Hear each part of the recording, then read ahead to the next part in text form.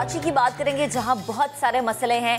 महंगाई, बेरोजगारी, street crimes, मसाइल में घिरे कराची वाले अब नफ्सियाती मसाइल का शिकार होने लगे हैं। हालिया सर्वे से पता चला है कि तकरीबन 20 लाख लोग जो हैं दिमागी जो बीमारियां हैं और उनकी जो दिमागी सेहत है वो मुतासर होने लगी है। तो प्रोग्राम में आज इसी मामले पे तफसीली गुफ्तगू करेंगे, लेकिन कराची वाले सोचते क्या हैं पहले ये सुनिए।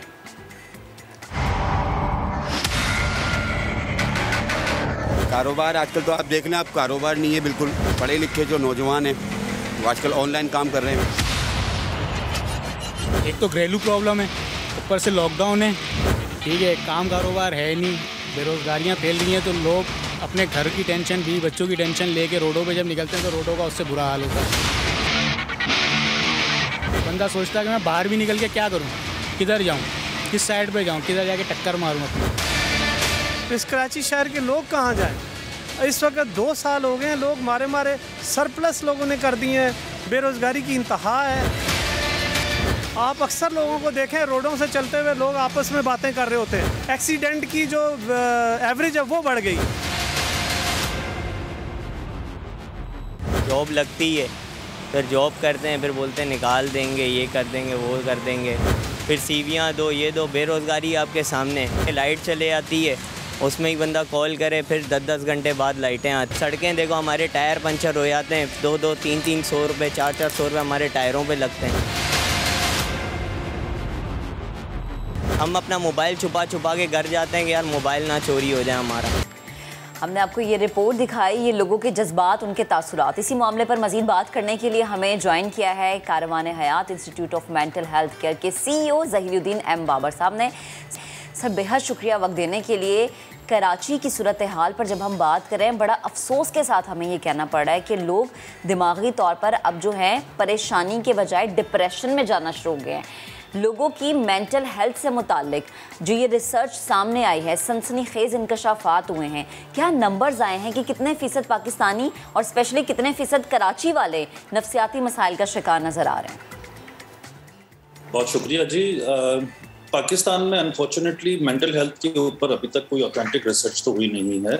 एक WHO की 2009 की रिपोर्ट सामने आई है जिसके मुताबिक किसी भी सोसाइटी में one in 4 in any society किसी न किसी तरीके से अपनी ज़िंदगी में किसी न किसी जगह के ऊपर और मेंटल इलनेस का शिकार होते हैं।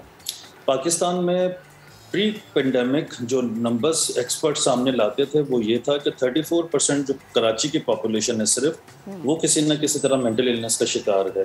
पोस्ट पेंडेमिक तो ये नंबर तकरीबन कोई 40% तक चला गया है, जिसके मुताबिक कराची में तकरीबन कोई 20 लाख के करीब लोग ऐसे हैं कि जो किसी न किसी तरह मेंटल इलनेस का, डिप्रेशन से लेकर और बाकी जो मेंटल इलनेसेस हैं उसका शिकार हैं।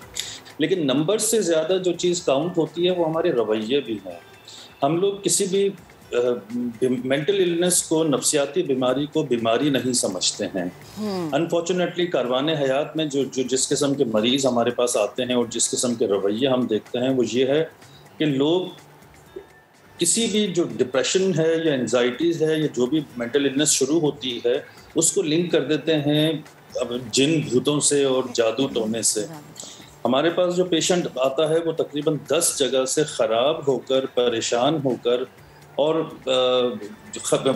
आखिरी जो उनकी होती है हालत के अंदर वो हमारे पास पहुंचते हैं इलाज के लिए। हमारा स्लोगन ये है कि मेंटल इलनेस किसी भी एक फिज़िकल इलनेस की तरह एक इलनेस है और इसका इलाज मौजूद है। तो आपको किसी भी इंसान को कोई अगर तकलीफ़ है, कोई डिप्रेशन का शिकार है या कोई चीज़ है तो एक्सपर्ट्स के साथ हेल्प लेनी चाहिए। अच्छा, ये बताएं सर कि अगर स्पेसिफिकली कराची की बात करें, ज़िंदगी की रफ्तार बहुत तेज़ है, मुआशी हब भी है, बड़े शहर में यकीनन मसाइल भी बड़े ही होते हैं। शायद यही वजह है कि तकरीबन 20 लाख लोगों की जो दिमागी सेहत है बेहतर नहीं है। बिल्कुल, देखिए 3-4 चीज़ें इसमें कंट्रीब्यूटिंग फैक्टर हैं जो मेंटल इलनेस कराची में ख़ास तौर से बड़े शहर में बढ़ रहा है।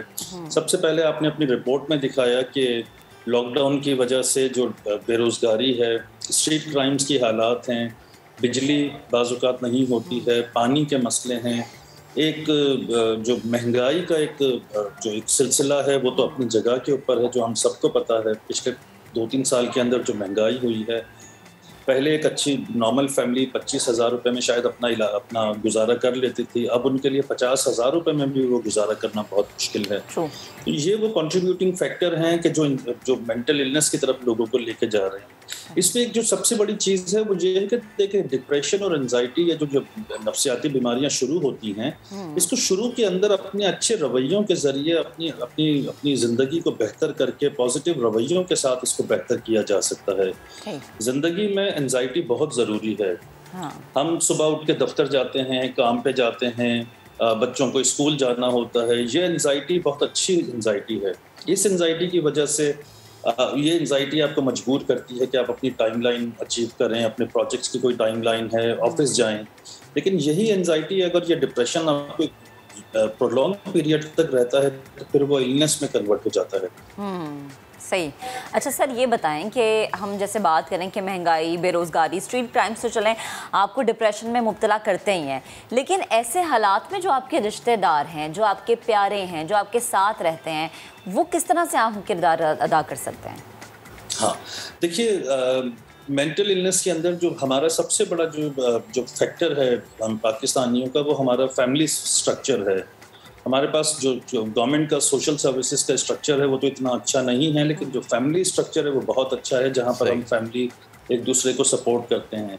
कारवाने हयात में हम जो अपने जो मरीज़ हैं और जो बाकी लोग हैं, हमारा जो यूनिकनेस है वो रीहैब प्रोग्राम है, जिसके अंदर हम फैमिली साइको एजुकेशन भी प्रोवाइड करते हैं फैमिलीज़ को, जिसके अंदर फैमिलीज़ को ये बताया जाता है और फैमिलीज़ को ये सिखाया जाता है कि वो अपने जो मरीज़ हैं या जो लोग हैं उनको किस तरीके से घर में हैंडल कर सकते हैं। बहुत ये इम्पोर्टेंट बात है, ये आपकी बड़ी अहम काविश है साहब। उनके इलाज पे कैसे तवज्जो हो सकती है। थैंक यू सो मच, मेरे साथ मौजूद थे। और मेंटल ग्रोथ बहुत ज़्यादा अहम है, और इसलिए क्योंकि मेंटल इलनेस से पहले का ये स्टेप है।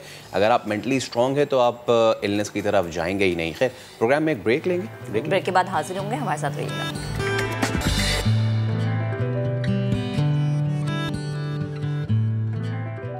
Welcome back. जैसा कि हमने ब्रेक पर जाने से पहले कहा था कि हम जब वापस आएंगे तो आपको बताएंगे कि अगर पेट्रोल महंगा हो गया तो टेंशन नहीं लेनी है, क्योंकि हमारे जो स्टूडेंट्स हैं माशाल्लाह काफ़ी काबिल हैं, और जनाब उन्हीं की महारत की आज हम बात करेंगे। अगर आप पेट्रोल की बढ़ती कीमतों से परेशान हैं तो भैया टेंशन बिल्कुल नहीं लेनी है, क्योंकि आपकी मुश्किल आसान हो जाएगी, क्योंकि कराची के तलबा ने पेट्रोल पर चलने वाली कार को इलेक्ट्रॉनिक कार में तब्दील कर दिया है।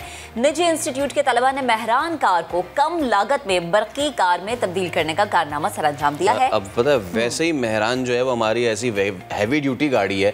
मतलब कि उन इलाकों में भी हमने मेहरान देखी है जहाँ पे बड़ी बड़ी गाड़ियाँ नहीं जाती, लोग तो बेस कैंप लेके चले आते हैं। खैर, अब इलेक्ट्रिक कार्स की मार्केट में एक इनकलाबी पेशरफ्त है।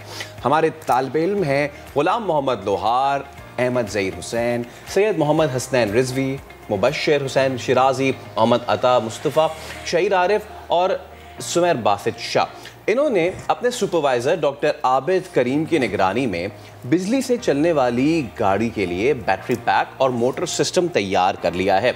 ये क्या ज़बरदस्त इनोवेशन उन्होंने की है। तो क्यों ना जिन्होंने इनोवेशन की है, अब उनसे हम बात कर लेते हैं, और उनको जो है हमने अपने शो में आज मदऊ किया है। हमारे साथ मौजूद होंगे गुलाम मोहम्मद, हसनैन रिजवी और मोहम्मद अताल मुस्तफ़ा। आप तीनों जनाब, सबसे पहले तो बहुत बहुत शुक्रिया हमें वक्त देने के लिए। आपके पीछे हम वो कार भी देख रहे हैं, शाहकार देख रहे हैं। तो यार, सबसे पहले तो शुरू करें, ज़रा अपना सफ़र हमें बताएं। फ्यूल पे चलने वाली गाड़ी को, ऑल्दो हमारे पास अब हाइब्रिड कार्स आ रही हैं, बट फ्यूल पे चलने वाली गाड़ी को इलेक्ट्रॉनिक गाड़ी में तब्दील करना, ये साइंस कैसे लगाई आपने, ज़रा बताएं। बेसिकली ये एक जैसे आपको पता है कि पेट्रोल की कीमत डे बाय डे इंक्रीज़ होती जा रही है, और एक नॉर्मल पर्सन के लिए जो है वो पेट्रोल अफोर्ड करना काफ़ी मुश्किल होता जा रहा है। तो हमारा फाइनल ईयर प्रोजेक्ट था, तो हमने अपने सुपरवाइज़र डॉक्टर आबिद करीम के साथ मिलकर ये आइडिया सेलेक्ट करा, क्यों ना हम जो है इलेक्ट्रिक पे चलने वाली कार तैयार करें। तो बेसिकली हमने इसमें जो है ना एक 3 किलोवाट की हमने जो है ना BLDC मोटर यूज़ करी है, और हमने इसमें जो है ना लिफो 4 बैटरीज़ के सेल्स यूज़ करें, जिसकी मदद से हमने 22S का पूरा एक बैटरी पैक तैयार किया है। ये बेसिकली बैटरी पैक तैयार किया है, जिसको जो है हमने मोटर कंट्रोलर के ज़रिए डिफरेंशियल के साथ हमने इसको अटैच करा है। और ये हमने बेसिकली सबसे बड़ा जो इशू आता है वो आता है एक्सपेंस का। तो अब जाहिर सी बात है हर नॉर्मल पर्सन के लिए इतनी एक्सपेंसिव और हाइब्रिड कार जो है अरेंज करना ज़्यादा ही मुश्किल होता जा रहा था, तो हमने इसलिए मेहरान का इंतखाब करा और हमने ये कार डिज़ाइन करी। अच्छा, मुझे ये बताइए कि एक आम आदमी जो घर पे बैठा है उसके देखने के लिए कि आपने 2 इनोवेशन इसमें किए हैं। एक तो बैटरी पैक, यानी कि जो आम बैटरी होती है उसको रिमूव करके आप ये वाले बैटरी पैक लगा दें, और दूसरा मोटर सिस्टम। ये दोनों इनोवेशन है, राइट? इसी तरह की बात है।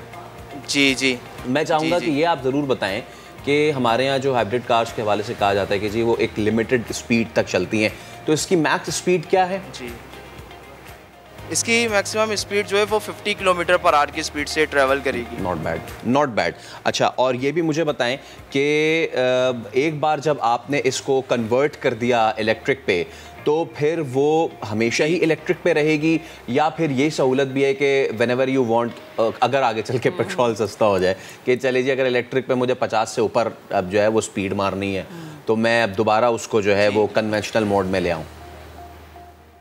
जी जी, इसमें मैनुअली सिस्टम कंबस्शन इंजन इसका अपना लगा हुआ है। आप चाहते हैं तो आप इसको अपने कंबस्शन इंजन में भी कन्वर्ट कर सकते हैं। ठीक। अच्छा, ये जो आपके दोस्त भी आपके साथ हैं, हम चाहेंगे कि हम इनसे भी बात करें। जी जी। तो मैं ये इनसे ज़रूर पूछना चाहूँगी गुलाम मोहम्मद से कि जैसे मेरी जो गाड़ी है, मेहरान नहीं है कोई और है, तो मैं अपनी गाड़ी को इलेक्ट्रॉनिक कार में तब्दील करना चाहती हूँ, कितना खर्चा आएगा और क्या ये मुमकिन हो पाएगा? जैसे मेहरान के लिए तो बड़ी आसानी थी, या बाकी जो गाड़ियाँ हैं वो किस तरह से ये मुमकिन है सारा प्रोसेस? जी जी, बेसिकली ये सारे जितने भी स्मॉल सेगमेंट कार्स हैं सबके लिए ये बिल्कुल आसानी से हम कन्वर्ट कर सकते हैं। हम इसकी किट्स भी बना के भी दे सकते हैं। जितनी भी स्मॉल कार्स हैं, सिटी कार्स, उसके लिए हम यूज़ कर सकते हैं इसको। और इस पर खर्चा जो है 2.5 से 3 लाख का खर्चा आता है कन्वर्जन पे। अच्छा, यानी कि एक मेहरान गाड़ी या फिर एक छोटी गाड़ी और उस पर 2.5 से 3 लाख कन्वर्जन जो है वो आपको तकरीबन अच्छा, मैं अब ये जानना चाह रहा हूँ कि चले एक तो आपकी चीज़ हो गई ना फ्यूल वाली, कि फ्यूल महंगा है, तो लेकिन आपने जैसे मुझे 2.5 से 3 लाख इसकी कन्वर्जन रेट बताई है। कोई भी सस्ती से सस्ती गाड़ी मैं उठाऊँ 4 लाख 5 लाख की, उसमें मैं ये करूँ 2 से 3 लाख, तो मेरे लिए क्यों ये फ़ीज़िबल हो कि मैं इस तरफ आऊँ कन्वर्जन करके 7-8 लाख रुपए में, बजाय इसके कि मैं एक कन्वेंशनल गाड़ी ले लूँ? देखिए, बेसिकली जो इसमें हमें अगर 1000 रुपये का फ्यूल हमारा खर्च होता था ना कम्बशन इंजन में, तो इस पर हम 100 रुपीज़ की क्या बोलते हैं इलेक्ट्रिसिटी पे हम उतना ही ट्रैवल कर रहे होंगे। अच्छा यार, ये ज़बरदस्त है कि ये इलेक्ट्रिक कार्स जो आती हैं पाकिस्तान में वो काफ़ी महंगी हैं। ये हमने इस सेगमेंट को टारगेट करा है जो स्मॉल कार्स यूज़ करते हैं, क्योंकि बेसिकली फ्यूल का मसला उन्हें ही आता है। जो महंगी गाड़ी लेते हैं उन्हें फ्यूल की इतनी वो टेंशन नहीं होती। ओके, तो अभी आपका ये प्रोजेक्ट है और ये सक्सेसफुल रहा है, आपने टेस्ट रन किया है, इसमें कोई ग्लिचेस तो नहीं आई हैं? कितने किलोमीटर्स आपने गाड़ी को चलाया, कैसा रहा ये टेस्ट रन? जी जी, इसको हमने टेस्ट रन करा है। ये जो हमारा यूनिवर्सिटी रोड है उस पर हमने इसको अबाउट 100 किलोमीटर्स की टेस्ट ड्राइव की है, और वो भी 5 पैसेंजर बिठा के की है। तो उस पर हमें कोई इस पर मसला नहीं आया। इनिशियली थोड़े से मसले आए थे, लेकिन हमने उनको रिफ़ाइन कर दिया है। यार, मेहरान में आपने पहले तो 5 बंदे बिठाए कैसे? एक तो ये भी बात है ना, 2 आगे 3 पीछे, पतले पतले होंगे ना? हाँ, ऐसे ही था? ऐसा ही होगा, फिर ऐसा ही हो सकता है मेरे ख्याल से। मेहरान गाड़ी 2 आगे और 3 पीछे बैठे थे। चले, अच्छा, और आखिरी में जो हमारे भाई बैठे हैं उनसे मैं ये जानना चाहूँगा कि मुझे अब ये बताएं कि ये करने के बाद आपको रिस्पॉन्स कैसा आया, और लोगों ने क्या आप लोगों से रब्ता किया है कि जी अब हम भी कन्वर्ट कराना चाह रहे हैं इसको? हेलो, अस्सलाम वालेकुम जी। कह रहा मैं जैसे अभी हम टेस्ट ड्राइव कर रहे होते थे अभी बहुत टाइम पहले ही, तो उसी में हमें जब हम जाते थे बाहर तो लोग पूछ रहे होते थे कि ये आपने क्या लगाया भाई, कैसे कर रहे हैं, कैसे इलेक्ट्रिक में आप कन्वर्ट कर रहे हैं। तो अब तक का फीडबैक हमारा बहुत अच्छा रहा, और बहुत सारे ज़्यादातर लोगों ने हमारे पास कॉल वगैरह डेली बेसिस पे आ रही हैं, और हमसे वो यही पूछ रहे हैं कि क्या इसकी कॉस्ट आएगी चेंज होने में, और क्या ये फिजिबल है कराची के उससे। क्योंकि जब भी कोई चीज़ लॉन्च होती है प्रोडक्ट पाकिस्तान के अंदर किसी भी मार्केट में, तो उसमें ये देखा जाए कि फिजिबिलिटी है उस शहर के अंदर। तो कराची में आपको पता है मेहरान फिजिबल कार रही है शुरू से ही, तो अब तक का हमारा बहुत अच्छा फीडबैक रहा है और लोग हमसे डेली बेसिस पे पूछ रहे होते हैं कि ये क्या कॉस्ट आ रही है, किस तरीके से कन्वर्ट होगी, तो अभी हमारे तक का बहुत अच्छा सफ़र है। हाँ, और ये जो आपने बात की ना शहर के लिए फीजिबल, मैं चाहता हूँ कि ज़रा इस पर भी एक्सप्लेन करें, स्पेशली कराची जहाँ पे आपको वेरी सॉरी टू से हर किलोमीटर पे एक ना एक कोई पॉट होल और हर 2 किलोमीटर पर कोई ना कोई गड्ढा मिल रहा होता है। तो इस पे मैं चाह रहा था, प्लस ये भी इसके साथ ऐड कर दीजिएगा कि अगर कोई 45 डिग्री एंगल 20 डिग्री एंगल का रोड है तो उस पर ईजीली गाड़ी जो है वो चलाई जा सकती है वाली। बिल्कुल, जैसे कहना में इलेक्ट्रिक कार्स होती हैं जो इनकी मोटर्स लगी होती हैं, इनमें इनिशियली हाई टॉर्क बहुत होता है। तो और जो हमारा डिफरेंशियल है इसमें 2 गियर रेशो हैं। तो गियर रेशो सिंपली टेक्निकल ज़बान में ये होता है कि ना हमें 2 गियर रेशो हमारे पास, जैसे 1:10 1:20। जब आपका कोई भी हिली एरिया आएगा तो आप उसको गियर रेशो अपना चेंज करके 1:20 पा जाएंगे, जहाँ पे आपको हाई टॉर्क मिल जाएगा और आप इजीली अपनी गाड़ी किसी भी हिली एरिया में ले जाएंगे। और सेकेंडली, अगर किसी पट होल्स वगैरह जैसे होते हैं, आपके किसी गाड़ी कहीं अटक गई, तो आप सिंपल अपना गियर रेशो चेंज करेंगे और आपकी गाड़ी उससे इजीली निकल जाएगी। जैसे 4x4 व्हील्स में होता है, व्हीलर कार्स में होता है, 2 गियर रेशोज होते हैं, तो इस तरीके से आपकी गाड़ी इजीली वहाँ से निकल सकती है गियर रेशो चेंज करके। और आपने फिजिबिलिटी का पूछा था, तो मेहरान आपको पता है क्या नाम है कितनी चली है अपने, जब मेहरान कंटिन्यू हुई थी तो डिसकंटिन्यू हो गई है। हाँ। तो उसमें बहुत हर इजीली जो शहरी है, मिडिल क्लास बंदा, वो अफोर्ड कर सकता था और वो ले रहा था, क्योंकि इसकी जो साइज़ है, स्ट्रक्चर है, वो ईजिली हर जगह पे फिजिबल है कराची में। आखिर में मुझे ये बता दें कि अभी मेहरान पे आपने ये टेस्ट किया है, क्या दीगर छोटी जो गाड़ियां हैं, ऑल्टो हो गई, सेंट्रो हो गई, इस पे भी आपका इरादा है करने का एक्सपेरिमेंट? जी सर, बिल्कुल। कोई भी ऐसी गाड़ी हैचबैक जैसे Alto, FX, Mehran easily convert हो सकती है इलेक्ट्रिक कार के अंदर। ओके, ठीक है जी, बहुत शुक्रिया। अब बात करेंगे कोह पैमाई की, यानी फैसल के सबसे ज़्यादा फेवरेट टॉपिक, है ना? अच्छा लगता है ना आपको कि जब भी हम बात करते हैं पहाड़ों पे चढ़ना, पहाड़ों से उतरना, तो फैसल को पता होता है अच्छा क्या क्या करना है और क्या क्या नहीं करना। लेकिन मुझे बड़ा मुश्किल लगता है काम, और जब बच्चे करते हैं ना तो मैं हैरान होती हूँ कि बच्चे कर कैसे लेते हैं। और सोचें कि बच्चों ने करके पूरी दुनिया को बताया कि पाकिस्तानियों के लिए तो ये बच्चों का खेल है, ठीक है ना, मामूली सा काम है। हमारे कोपैमा दुनिया में अपना नाम रखते हैं और उन्हीं की वजह से हमें ऐसा लगता है कि यार इट्स अ चाइल्ड्स प्ले। आज हम जिनसे आपको मिलवाएंगे उन्हें ये देखकर आपको आपको कि पहाड़ पर चढ़ना वाकई बच्चों का खेल है। हमें ज्वाइन किया है नन्हे कोपैमा याहिया और जरियाब ने, जिन्होंने बड़ा कारनामा सर अंजाम दिया जी। K2 बेस कैंप, मुश्किल है बहुत। K2 बेस कैंप तक गए, वो अब तक कई पहाड़ी चोटियों की सैर भी कर चुके हैं। उनके फ्यूचर प्लान्स क्या हैं और इस समेत कई दिलचस्प गुफ्तगू आज हम जो है आपके साथ शेयर करने जा रहे हैं। वैसे K2 बेस कैंप 20-25 दिन लगते हैं। तो या ये बताएं आप कि कितना आपको दिन लगे K2 बेस कैंप पहुँचने में और डर नहीं लगा आपको? डर तो हर जगह लगता है, क्योंकि जब अब सिर्फ K2 बेस कैंप ही नहीं लेकिन K2 बेस कैंप जाते हुए डर इसलिए नहीं लगा क्योंकि हम इतनी हाइट नहीं गेन कर रहे थे। लेकिन जब गोंदो गोरोला चढ़ रहे थे तब हम इतनी ज़्यादा हाइट गेन कर रहे थे और हम ट्रेवल कर रहे थे उसको रात में, और क्लाइंबिंग का मेरा फर्स्ट टाइम एक्सपीरियंस था, इसलिए इसमें मुझे डर लगा लेकिन एक्साइटमेंट थी मुझे कि मैं एक वर्ल्ड रिकॉर्ड बनाऊंगा। अच्छा। तो अब मैंने एक वर्ल्ड रिकॉर्ड बना लिया, तो अब जब मैं सोचता हूँ कि वो इतना मुश्किल पार्ट था, लेकिन अब वो इतना मुश्किल पार्ट नहीं लगता। माशाल्लाह, बड़ी हिम्मत है आपकी। याहिया, ये बताएं कि आपको मोटिवेशन किससे मिलती है? मुझे अपने अब्बा से मोटिवेशन मिलती है और अपने पाकिस्तान के माउंटेनियर से मुझे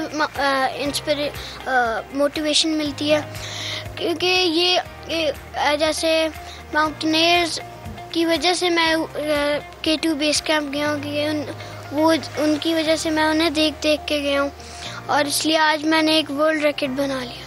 अच्छा, जैसे कि आपने गोंदो गोरोला का भी नाम लिया, इट्स वेरी डिफ़िकल्ट, तो यहाँ तक पहुँचना आसान नहीं था। कोई ऐसा मौका, कोई ऐसा पॉइंट जहाँ पर आकर ऐसा लगा कि यार अब मैं थक गया हूँ, आगे जाना है जो है वो मुमकिन नहीं है, और फिर उसको आपने ओवरकम कैसे किया? हम पायू के रास्ते पे हम जा रहे थे। पायू एक कैंप साइट है, उसकी ट्रैकिंग करके जा रहे थे, तो उसके ट्रैक पे हमें पानी बहुत कम मिला और गर्मी बहुत तेज़ थी। तो मैंने अपने अब्बा को कहा कि इससे आगे मैं नहीं जा सकता क्योंकि मुझे पानी नहीं मिल रहा और इतनी तेज़ गर्मी है। लेकिन मैंने फिर भी हिम्मत की और मैंने अब एक वर्ल्ड रिकॉर्ड बना लिया। ज़बरदस्त। ज़रियाब भी हमारे साथ मौजूद है। ज़रियाब, आप बताएं कि बतौर लड़की, मतलब लड़कियों के लिए तो बड़ा मुश्किल होता है ये काम, देख के कुछ हो रहा है कि यार आप कैसे कर सकते हैं। बतौर लड़की आपके लिए समिट कितना मुश्किल था?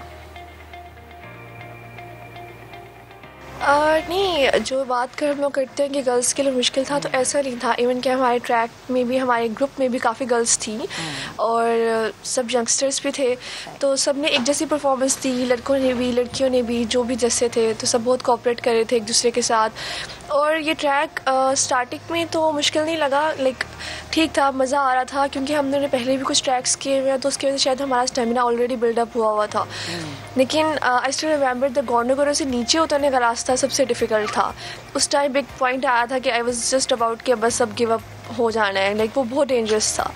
तो बस वही एक रास्ता था जिसमें थोड़ा मसला हुआ था, बाकी सारा लाइक मज़ा आया। ऊपर से हमारे टीम मेंबर्स भी बहुत कोऑपरेटिव थे और सब म्यूचुअली थे, तो लाइक अच्छा सीन रहा। और जो गर्ल्स की बात है, तो इवन दो कि ये एक हमारा लाइक बन गया हुआ है कि शायद गर्ल्स नहीं करती, लेकिन अगर हम उस फील्ड में जाएँ तो ऑलरेडी बहुत ज़्यादा गर्ल्स आगे आ रही हैं, तो आई थिंक बस उनको एक आइडेंटिफिकेशन चाहिए प्रॉपर।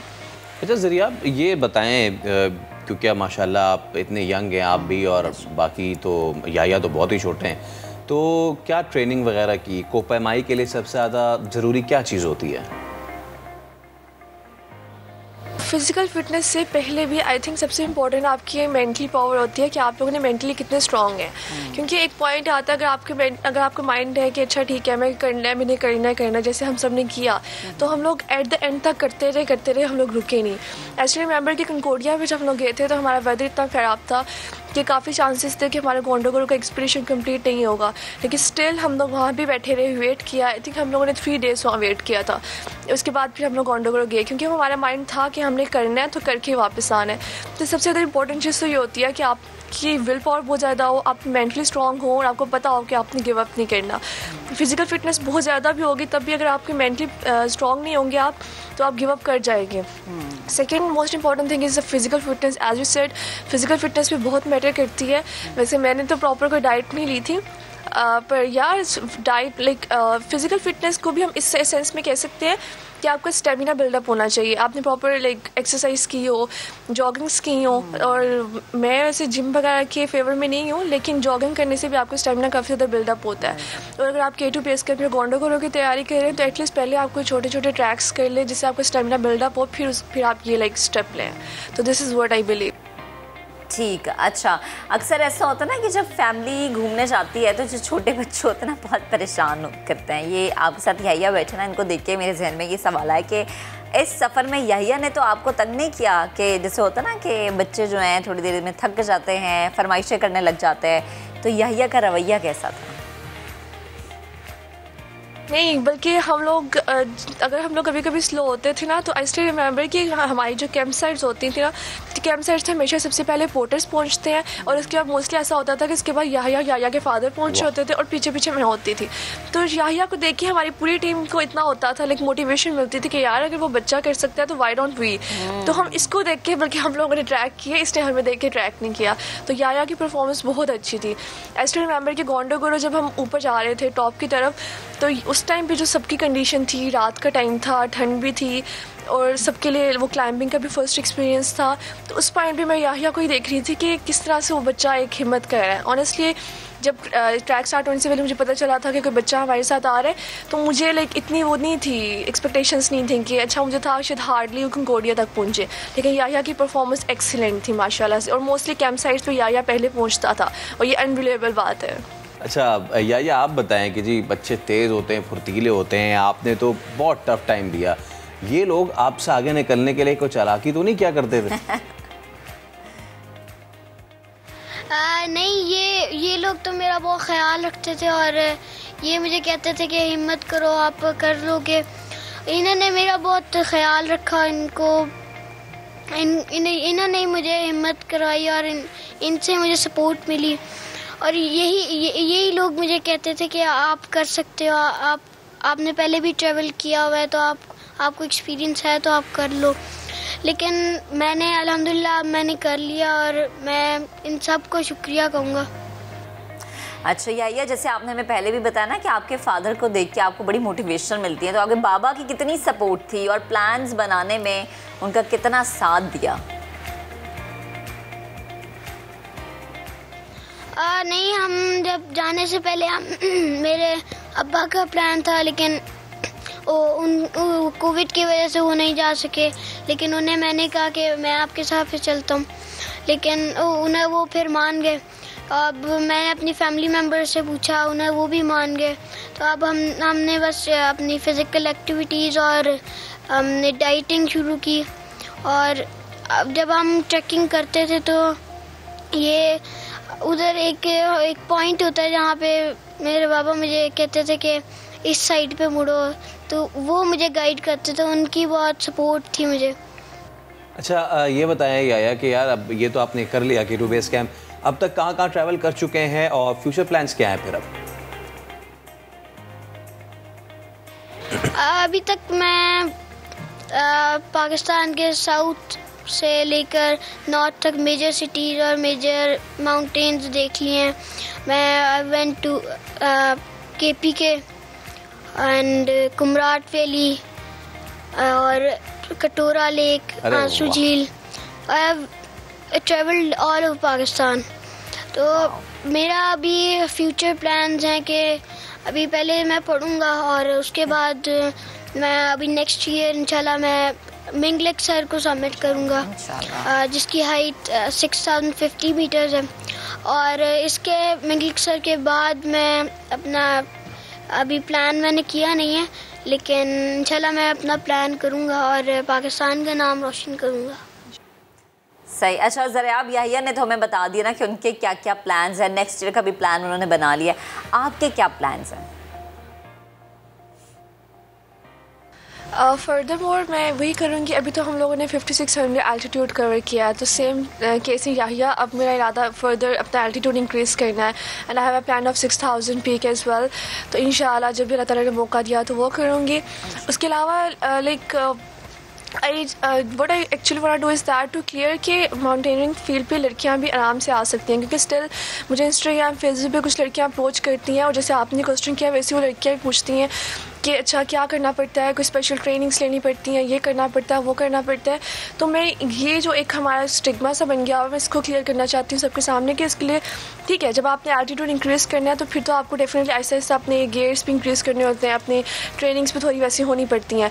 लेकिन बिल्कुल बेसिक ट्रैकिंग के लिए आपको ऐसा कोई ट्रेनिंग लेनी नहीं पड़ती। आप कोई भी स्पेसिफिक ट्रैक मॉडरेट लेवल का चूज़ करके उसको स्टार्ट कर सकते हैं। ऐसे ऐसे से आप लोग, जैसे सबसे पहले मैंने नांगा पर्वत बेस कैंप किया, वो 3000 प्लस एल्टीट्यूड पे था। फिर मैंने मूसा का मसला किया, वो 4000 एल्टीट्यूड पर था। फिर मैं गोंडोगोरो वाली साइड पे गई, फिर वो 5000 प्लस एल्टीट्यूड था। तो बस ये होता है, प्रॉपर गाइडेंस होती है कि आपने डायरेक्ट आप ख्वाब नहीं देख सकते 8000 का या 7000 का, आपने थोड़ा थोड़ा करके ऊपर जाना होता है। लेकिन I still want to convey a message to those girls के जिनका बहुत दिल करता है और मुझे मैसेज भी करती हैं। अभी रिसेंटली मुझे किसी एक लड़की ने कहा कि मुझे बहुत दिल करता है, मैं कराची से हूँ लेकिन मुझे डर लग रहा है कि मैं कैसे मैं कर भी सकती हूँ या नहीं। तो ट्रैकिंग में सबसे बेसिक चीज़ ये होती है कि आपको खुद पे कॉन्फिडेंस होना चाहिए। जब तक आप खुद पे कॉन्फिडेंस नहीं रखेंगे आप कभी भी ट्रैकिंग नहीं कर सकते। अच्छा, अब मैं ये चाहूँगा आपसे, because we are in a pandemic situation, तो SOPs पर कितना अमल करती हैं आप और देखने वालों को इससे मुतालिक क्या पैगाम देना चाहेंगे?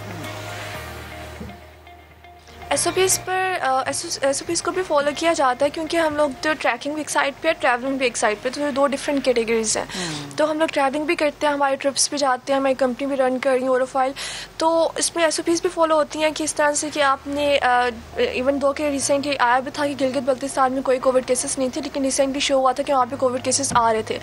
तो भी इस चीज़ को फॉलो किया जाता है कि जो लोग आ रहे हैं वो कोविड नेगेटिव हों, या फिर अब जो लोग जा रहे हैं वो वैक्सीनेटेड हों, ताकि आपको इस चीज़ की श्योरिटी हो कि ठीक है हमारी वजह से उन लोगों के एरिया को कोई इफ़ेक्ट ना हो।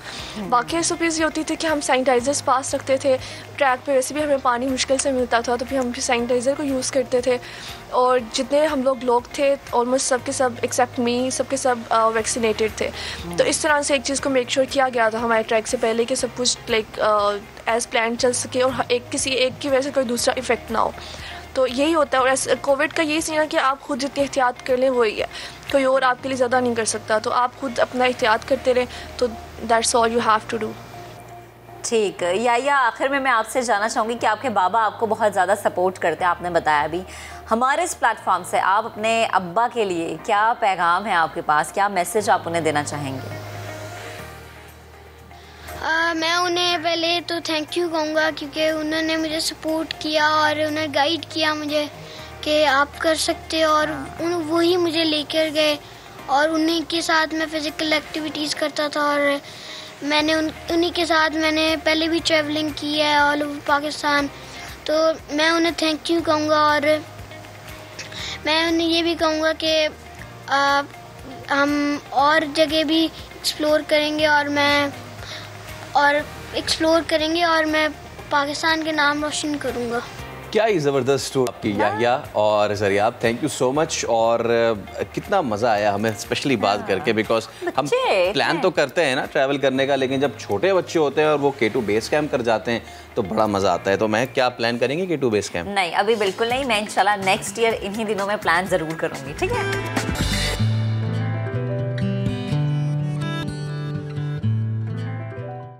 Welcome back with a gold medal. Pakistan की शान पाकिस्तानी पहलवान रेसलर इनाम बट ने इटली के बाद अब ग्रीस में भी गाड़ दिए झंडे।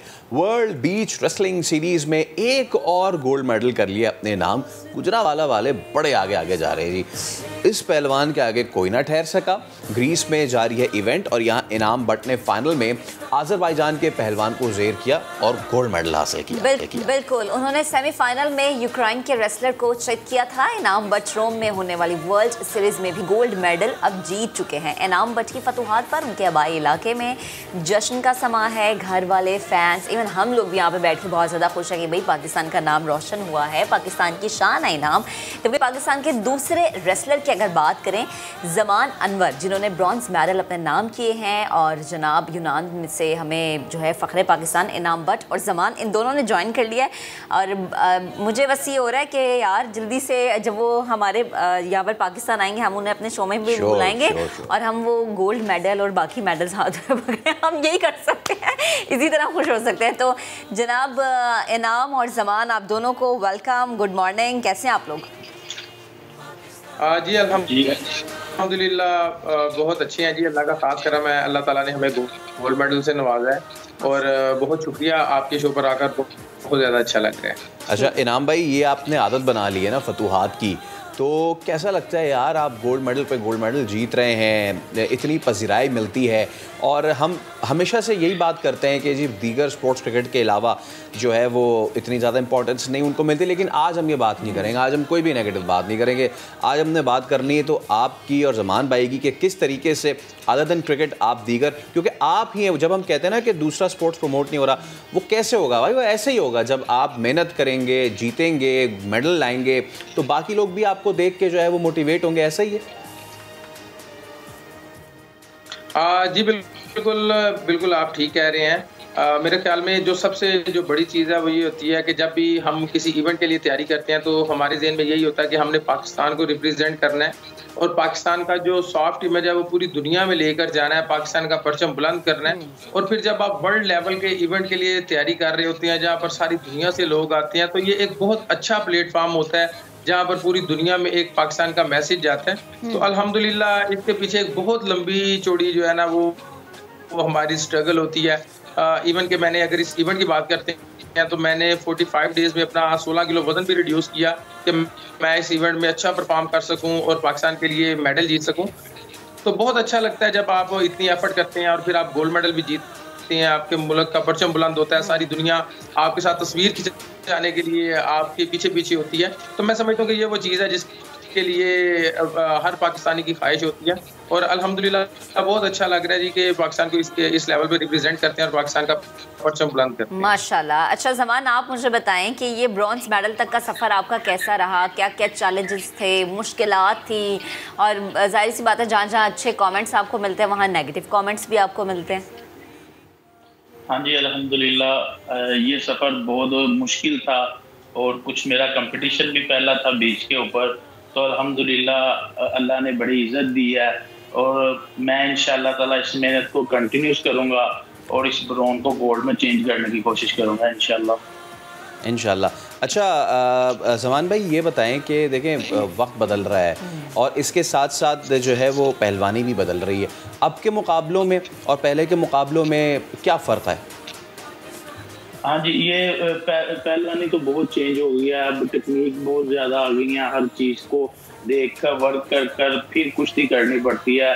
अब एक रेसलर के साथ फाइट थी मेरी, तो मैं उसकी 3-4 कुश्तियाँ देख कर गया हूँ कि ये किस तरह का पकड़ता है, मैंने इसको किस तरह पकड़ना है। तो ये बहुत जदीद काम हो गया। अब इसको बड़ी समझदारी और देख बूझ कर करना पड़ता है। ये कुश्ती वाला काम जो है ना, ये भी बहुत अब टेक्निक के ऊपर हो गया। अच्छा ज़मान, एक सवाल जो आपसे भी मैं पूछूंगी और इनाम से भी पूछूंगी, लेकिन जवाब पहले ज़मान आप दीजिएगा कि फ़िटनेस का बड़ा ख्याल रखना पड़ता है। बार बार अखाड़े में उतरना, बार बार सामने जो आपका मुखालिफ है उसको चित करने की एक हिम्मत और लगन अपने अंदर होना, तो ये जो फ़िटनेस को बिल्कुल मेनटेन रखना, उसको मद्देनज़र रखना, मरकज़ निगाह रखना, ये ज़रूरी है।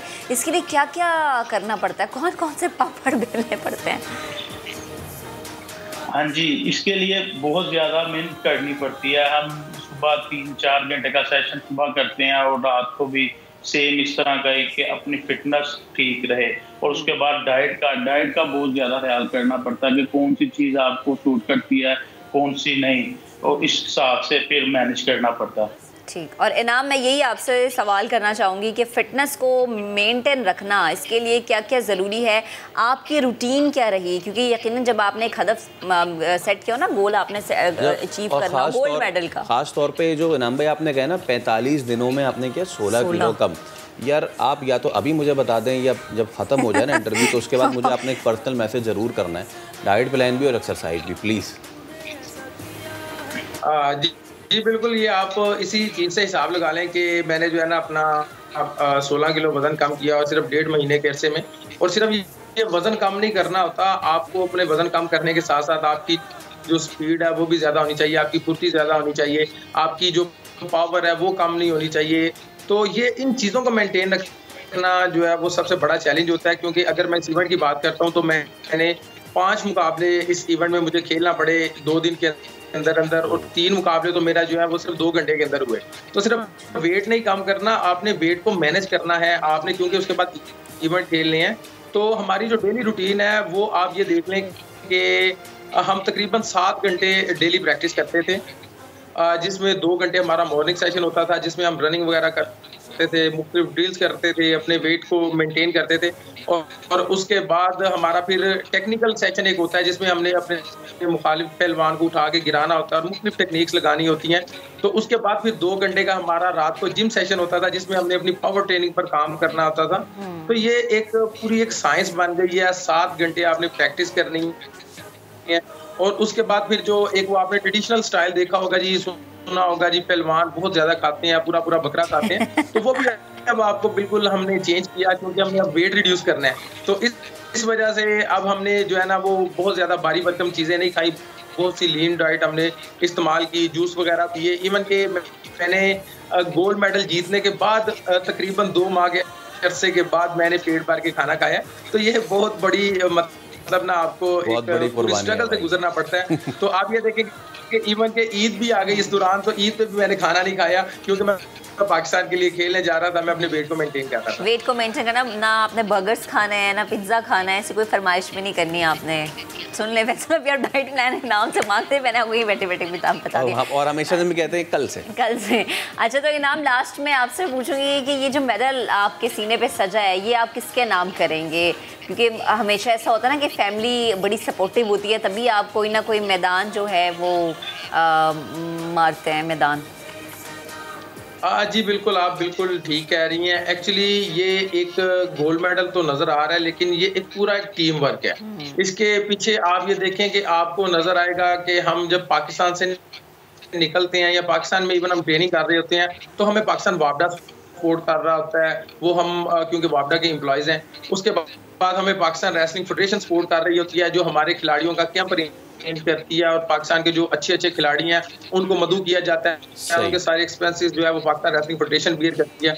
उसके बाद पाकिस्तान स्पोर्ट्स बोर्ड और पंजाब स्पोर्ट्स बोर्ड के इदारे आ जाते हैं जो हमें वहाँ पर फैसिलिटीज़ प्रोवाइड करते हैं, जो हमारे बाकी जो दीगर मामलात हैं उनको देखते हैं। उसके बाद फिर हमारी मिनिस्ट्रीज इन्वॉल्व हो जाती हैं, मिनिस्ट्री ऑफ IPC और फॉरेन मिनिस्ट्री, उन्होंने बहुत ज़्यादा हमें सपोर्ट किया, हमारे जो डॉक्यूमेंटेशन है और हमारे ये जो इवेंट को इस काबिल बनाने के लिए कि हम यहाँ पर पार्टिसिपेट करें। उसके बाद पाकिस्तान ओलंपिक एसोसिएशन का बहुत बड़ा किरदार आ जाता है, वो हमारी एंट्रीज को बेचता है, उन चीज़ों को सबको मैनेज करता है। तो मैं समझता हूँ कि ये जितने हमारे स्पोर्ट्स के इदारे हैं सारे अपनी अपनी जगह पर बहुत अच्छा काम कर रहे हैं। ये सब जब मिलते हैं तो फिर जाकर हम कोई गोल्ड मेडल जीतते हैं। कंबाइंड एफर्ट, बिल्कुल कंबाइंड एफर्ट होता है और कंबाइंड एफर्ट के साथ ही जो है बहुत बड़ा एक कंट्रीब्यूशन होता है। जी कंबाइंड एफर्ट के साथ ही जो है वो मेडल आता है। कंट्रीब्यूशन होता है। बिल्कुल, ये टीम वर्क है ना, जब तक ये टीम वर्क नहीं होगा तब तक जाहिर है कि कोई भी मैदान ना तो आप मार सकते हैं, ना ही कोई आप मेडल सीने पे सजा सकते हैं। बेहद शुक्रिया, हमारे दो चमकते धमकते सितारे ज़मान और इनाम हमारे साथ मौजूद थे। अल्लाह ताला आपको इसी तरह से कामयाबियों से हम कराए। और अभी एक ब्रेक लेंगे, इसके बाद दोबारा से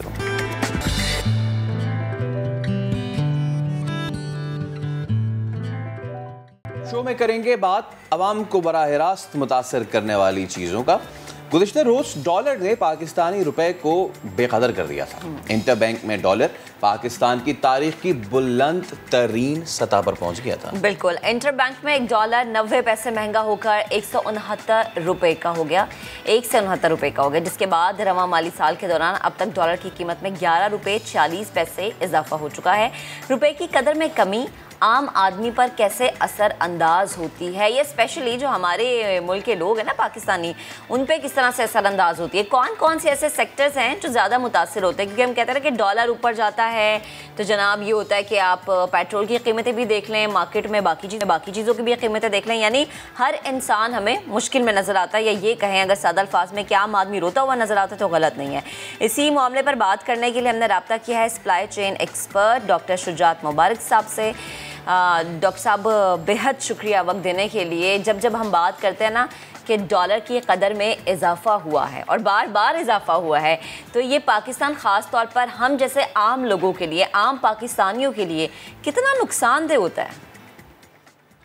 बहुत शुक्रिया जी। देखें, जब भी डॉलर की वैल्यू बढ़ेगी इसका मतलब ये है कि रुपए की बेकदरी है, यानी कि रुपए की वैल्यू कम हो रही है, तो इससे डायरेक्टली आम आदमी के ऊपर इसका असर पड़ता है। और मैं आगे जाने से पहले थोड़ा सा ये बता दूं कि जो अभी रुपया पाकिस्तान का डी वैल्यू है, इसकी जो सबसे बड़ी वजह थी वो पाकिस्तान की इंपोर्ट में कोई 90% इजाफा था as compare to the last year August 2020। Pakistan की इंपोर्ट तकरीबन को 2 से 3 बिलियन डॉलर सिर्फ अगस्त में इंक्रीज हुई हैं।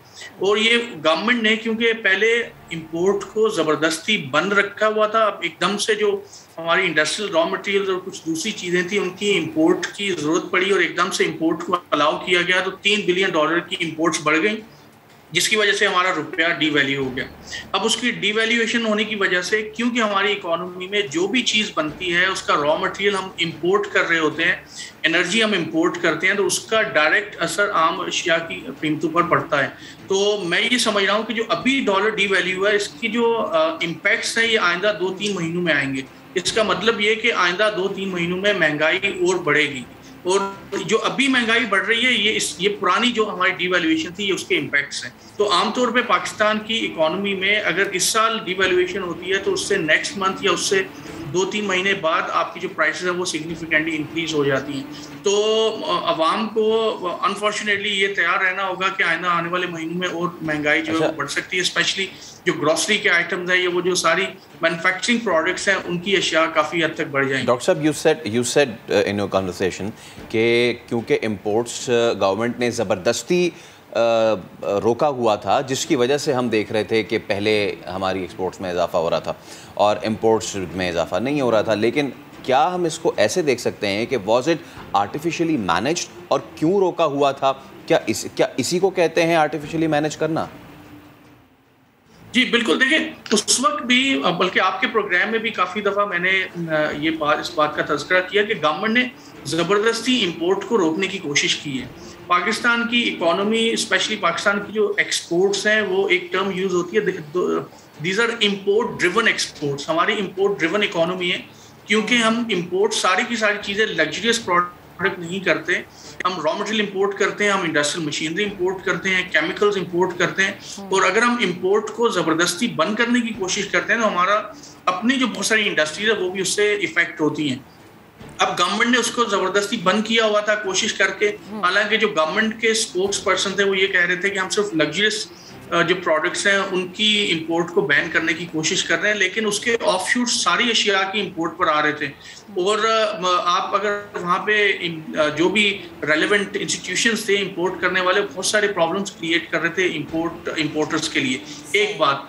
दूसरी बात ये कि गवर्नमेंट ने एक्सपोर्ट में भी कुछ प्राइसेस जो डिफरेंट किस्म की जो कस्टम क्लियरेंस के हवाले से, स्टोरेज के हवाले से पोर्ट पे वो प्राइसेस बढ़ा दी हैं। और पाकिस्तान से क्योंकि एक्सपोर्ट कम जा रही थी पिछले साल में, तो जो शिपर्स थे, शिपिंग एजेंसीज ने भी, कंटेनर्स वालों ने अपनी प्राइसेस बढ़ा दी हैं। तो एक तरफ तो हमारी इंपोर्ट्स बढ़ गई हैं, दूसरी तरफ जो हम एक्सपोर्ट कर रहे हैं, कॉस्ट ऑफ एक्सपोर्ट भी हमारी इंक्रीज हो गई है। तो ओवरऑल दोनों तरफ से पाकिस्तान के जो प्रोड्यूसर्स थे और पाकिस्तान की जो ओवरऑल ट्रेड थी उसको अच्छा खासा धचका लगा है। और मैं आपको ये भी बताता चलूं कि जो जब से रुपया हमारा डीवैल्यू हुआ, आमतौर पर ये समझा जाता है कि जब रुपया डीवैल्यू होगा तो हमारी एक्सपोर्ट्स बढ़ जाएंगी, लेकिन आप जब भी इंडस्ट्रियलिस्ट से बात करते हैं तो वो ये कहते हैं कि जैसे ही रुपया डीवैल्यू होता है तो हमारा इंटरनेशनल क्लाइंट हमसे डिस्काउंट्स मांगना शुरू कर देता है, तो उसका हमारी एक्सपोर्ट्स पे भी कोई फर्क नहीं पड़ता है। तो मेरा ख्याल ये है कि जो आर्टिफिशियल मैनेजमेंट है, अगर गवर्नमेंट ने इसको ख़त्म नहीं किया, थोड़ा सा नेचुरल लेवल पर नहीं चले, तो अगेन ज़्यादा प्रॉब्लम क्रिएट हो सकते हैं। मैं आपके प्रोग्राम की वसादत से ये भी बता दूं, खुदा न खास्ता अगर यही चीज़ प्रिवेल करती रही तो हम $45 बिलियन का हमारा करंट अकाउंट का खसारा हो सकता है। और ये रुपए की वैल्यू के हवाले से भी मैंने पहले जिक्र किया था कि जो अभी 168 पे चल रहा है, ये 175 पे, बल्कि मार्केट में 180 तक की जो बाज़गश्त है ये सुनाई दे रही है। तो इस वक्त शायद गवर्नमेंट को थोड़ा सा प्रैक्टिकली फ्रंट पे आना है, चीज़ों को बेहतर करें, वरना ये मेरे ख्याल में जो गिरता हुआ रुपया ये संभालना मुश्किल हो जाएगा। यही मैं आपसे अगला सवाल करने वाला था। ऑब्वियसली एक बड़ी हॉरिबल पिक्चर पेंट हुई है हमारे सामने। करेक्टिव मेजर्स क्या ले सकती है गवर्नमेंट? देखें, सबसे पहले तो ये कि जो आर्टिफिशियल मैनेजमेंट है वो गवर्नमेंट को किसी हद तक कम करनी पड़ेगी। सेकेंडली, गवर्नमेंट को जो खामखा में इंपोर्ट्स के ऊपर बैन, और जो एक्सपोर्टर्स को गवर्नमेंट कह तो रही है कि हमने एक्सपोर्टर्स को बहुत ज़्यादा सहूलतें दे रहे हैं, लेकिन आप एक्चुअली देखें तो एक्सपोर्टर्स के लिए बहुत सारे प्रॉब्लम्स क्रिएट हो रहे हैं। तो एक्टिवली गवर्नमेंट को एक्सपोर्टर्स के हवाले से काम करने में सब इंटरेस्टिंगली ये कि गवर्नमेंट ने बार बार ये कहने के बावजूद एक्सपोर्टर्स के कि आप जो शिपिंग के चार्जेस हैं, जो स्टोरेज के चार्जेस हैं, जो पोर्ट के चार्जेस हैं, उनको रिड्यूस करें ताकि हमारी एक्सपोर्ट्स बढ़ सके। अभी तक कुछ इस पे खातिर का अमल नहीं हुआ। तो गवर्नमेंट को अपनी कॉस्ट कम करनी होगी। गवर्नमेंट को अपने टैक्सेस थोड़े से एक्सपोर्ट के हवाले से कम करेंगे तो फिर जो इंटरनेशनल शिपर्स हैं या जो कंटेनर एजेंसीज हैं वो शायद उसको थोड़ी सी अपनी प्राइसेस भी रिड्यूस करें। वरना ये होगा कि गवर्नमेंट भी अपनी जो चार्जेस हैं जो पोर्ट हैंडलिंग के हवाले से उनको भी कम नहीं कर रही। जो इंटरनेशनल एजेंसी, इंटरनेशनल जो ऑर्गेनाइजेशन है, जैसे जो कंटेनर से रिलेटेड हो गए, जो शिपर्स हो गए, वो भी अपनी चार्जेस नहीं कम कर रहे। तो उनको हमारी मायशत से तो कोई गर्ज नहीं है। तो गवर्नमेंट को एक्सपोर्ट रिलेटेड जो चार्जेस हैं उनमें खातिर का कमी करनी पड़ेगी। ओके, और मैं ये भी आपसे फिर आखिर में जानना चाहूँगा एक बार फिर कि जितना भी हमने बात की है ना सर, वो एक लेमैन को हम किस तरीके से डिलीवर करेंगे कि जी आने वाले दिनों में आपके लिए कितनी महंगाई बढ़ सकती है और क्या कुछ हो सकता है, उसके लिए फिर रेडी रहें। इस पे मैं चाहूँगा थोड़ी सी गुफ्तगू करें ताकि फिर हम आगे बढ़ें। देखिए, आम आदमी, सबसे पहली बात तो ये कि ज़ाहिर है कि महंगाई हमारी जो ग्रॉसरी के आइटम्स हैं जो हम प्रोड्यूस कर रहे हैं, मैं एग्रीकल्चर प्रोडक्ट्स के अलावा की बात कर रहा हूँ, जैसे साबुन हो गया या इवन जो दूसरे ग्रॉसरी के आइटम्स हैं उनकी अशिया की प्राइसेस थोड़ी सी बढ़ेंगी। उसके साथ साथ शायद मुझे ये भी लग रहा है कि जो हमारी पाकिस्तान में प्रेजेंट सिचुएशन नज़र आ रही है वीट की, शुगर की, उसको भी अगर आप सामने रखें तो इनकी प्राइसेस भी आइंदा चंद महीनों में आगे बढ़ सकती हैं। तो जो स्पेशली सितंबर और अक्टूबर में आम आदमी को ये चाहिए कि वो अपनी जो फजूल के अखराजात हैं उनको थोड़ा सा सेव करें, क्योंकि जब अशिया खुर्दनोश की चीज़ें प्राइसेस बढ़ेंगी तो जाहिर है कि उनको ज़्यादा वहाँ पे खर्च करना पड़ेगा। तो मेंटली तौर पे थोड़ा सा रेडी रहें, लेकिन मुझे ऐसे लगता है कि नवंबर तक अगर गवर्नमेंट रेगुलेटरी स्टेप्स कुछ बेहतर ले लेती है तो चीज़ों की कीमत उस लेवल पे नॉर्मल हो जाएगी। लेकिन ये कहना कि अशिया की कीमत कम हो जाएगी, पाकिस्तान में ऐसा होता नहीं। ये बिल्कुल गलत बात है ना, यानी ये कि अवाम थोड़ा सा तैयार रहे। और मुझे तो लगता है अवाम तो ज़रूरत की चीज़ें वही बड़ी मुश्किल से ख़रीदती, तो फजूल खर्ची कैसे करेगी। डॉक्टर साहब बेहद शुक्रिया वक्त देने के लिए। घबराना भी है ये खान साहब कहते हैं, लेकिन मुझे लगता है कि शायद थोड़ी सी अवाम जो है परेशान हो गई है और वो इजाज़त मांगती है कि क्या हम घबरा लें। हमने कल आपको एक रिपोर्ट दिखाई थी जिसमें हमने बताया कि पूरे मुल्क और स्पेशली कराची में लोग किस तरह से मुतासर हो रहे हैं महंगाई से, उनकी नफ्सियात पे कितना असर पड़ता है। और इस पर बात करना इसलिए ज़रूरी है क्योंकि जब हम बात करते हैं ना इंसान की नफ्सियात की, तो आजकल हर इंसान की नफ्सियात जुड़ी है। घर का बजट मेनटेन किस तरह से किया जाए, एक सवाल है। मुझ समेत हर एक पाकिस्तानी ख़वातीन के जहन में ये सवाल आता होगा। ज़रा आपको वो दिखाते हैं अवाम की गुफ्तगू, फिर इस पर बात करते हैं।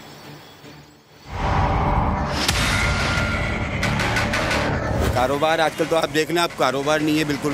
पढ़े लिखे जो नौजवान हैं वो आजकल ऑनलाइन काम कर रहे हैं। एक तो घरेलू प्रॉब्लम है, ऊपर से लॉकडाउन है, ठीक है, काम कारोबार है नहीं, बेरोज़गारियाँ फैल रही हैं, तो लोग अपने घर की टेंशन भी, बच्चों की टेंशन लेके रोडों पे जब निकलते हैं तो रोडों का उससे बुरा हाल होता है।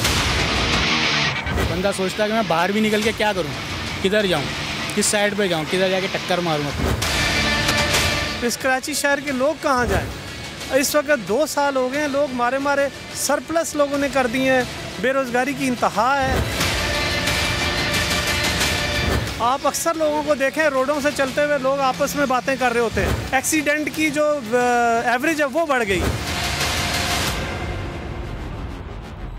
जॉब लगती है, फिर जॉब करते हैं, फिर बोलते हैं निकाल देंगे, ये कर देंगे, वो कर देंगे, फिर सीवियाँ दो, ये दो। बेरोज़गारी आपके सामने, लाइट चले आती है, उसमें ही बंदा कॉल करे, फिर 10-10 घंटे बाद लाइटें आती। सड़कें देखो, हमारे टायर पंचर हो जाते हैं, 2-2, 3-300 रुपये, 4-400 रुपये हमारे टायरों पे लगते हैं। हम अपना मोबाइल छुपा के घर जाते हैं कि यार मोबाइल ना चोरी हो जाए हमारा। तो महंगाई से आवाम की नफ्सियात पे कितना ज़्यादा इफ़ेक्ट होता है ये आपने देखा। लोगों की हर बंदे की अगर एक परेशानी भी काउंट करें और एक शहर से पूरे पाकिस्तान में इस कैनवस को अगर एक्सपेंड करें तो सोचें हर बंदा कितना परेशान है। ऐसे में अगर आप किसी को सड़क पे लड़ता झगड़ता देखें, किसी का दफ्तर में मूड ख़राब देखें या घर में कोई लड़ाई देखें, तो समझ जाएं कि सिर्फ थोड़ी सी दाल ही नहीं, पूरी दाल ही काली है। दाल में सिर्फ कुछ काला नहीं, पूरी दाल काली है। तो इस पे हम बात करने के लिए हमने ज्वाइन किया है हमारी नफ्सियात डॉक्टर मोइज़ साहब ने। डॉक्टर साहब बहुत शुक्रिया वक्त के लिए। सर ये बड़ा आम मसला होता जा रहा है अब, और वो ये कि एक आम आदमी बाज़ार जा रहा है, एक आम आदमी जब घर के बिल्स अदा कर रहा है, एक आम आदमी जब सड़क पे जा रहा है और उससे पंचर वाला कहता है कि जी पंचर के पैसे 200 से 300 हो गए क्योंकि मेरा भी तो पेट है ना। तो ऐसे में क्या ही नफ्सियाती असर पड़ता जा रहा है हमारे लोगों पे इस महंगाई का। बिस्मिल्लाहिर्रहमानिर्रहीम जी, अगर हम बिलखुसूस इस शहर कराची की बात कर रहे हैं तो यहाँ पे महंगाई ज़्यादा होगी क्योंकि ये मेट्रोपॉलिटन सिटी है और यहाँ पे जितने इंसान यहाँ पे जो बसते हैं, इंटेलेक्चुअल पढ़े लिखे भी हैं, बिजनेस कम्युनिटीज़ हैं, मुख्तलिफ किस्म के, पूरे पाकिस्तान से लोग यहाँ पर आके बसते हैं और ये शहर तमाम लोगों को रोजगार देता है। अब यहाँ पे महंगाई बढ़ने से ज़हनी असर क्यों होता है ज़्यादा, इसकी वजह ये है, एक बात याद है कि इंसान जिसके पास शऊर ज़्यादा होगा, जो सोच सकता होगा, जो क्रिएटिव थिंकिंग तख्लीकी सलाहियत का मालिक होगा, जब जिंदगी में प्रॉब्लम आएगा उसको प्रॉब्लम सबसे ज़्यादा होगा क्योंकि वो हसास ज़्यादा होता है। तो कराची में, वैसे पूरे पाकिस्तान में महंगाई है नो डाउट, कराची में सबसे ज़्यादा इस वजह से लोग नफ्सियाती मरीज बनेंगे। देखें आप सड़कों की हालत देखें, आप ट्रैफिक की हालत देखें, ये तमाम चीज़ें आप पर असर करती है। ऊपर से महंगाई का आपकी ज़िंदगी से इतना गहरा ताल्लुक है कि आपकी पूरी फैमिली इसके अंदर इन्वॉल्व हो जाती है। यानी बच्चे की स्कूल की फीस भी बढ़ी, उसके स्कूल के कपड़े भी बढ़े, उसकी किताबें भी बढ़ी।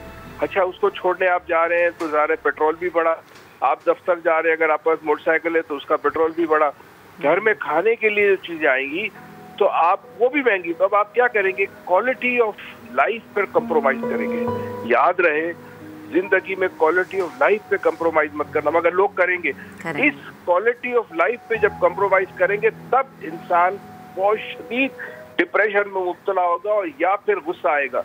तो या तो सड़कों पे जो आप आए दिन लड़ाई झगड़े देखते हैं, या लोग वन वे जा रहे बगैर इस चीज की परवाह किए कि कानून को फॉलो करना है कि नहीं करना।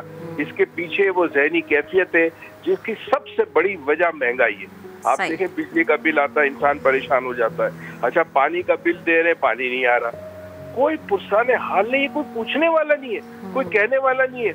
और जो डॉलर का हुआ है तो आप हैरत होगी आपको कि जितना डॉलर बढ़ेगा उतना कर्जा बढ़ेगा, जितना कर्जा बढ़ेगा इतनी हमारी मुश्किलात बढ़ेगी।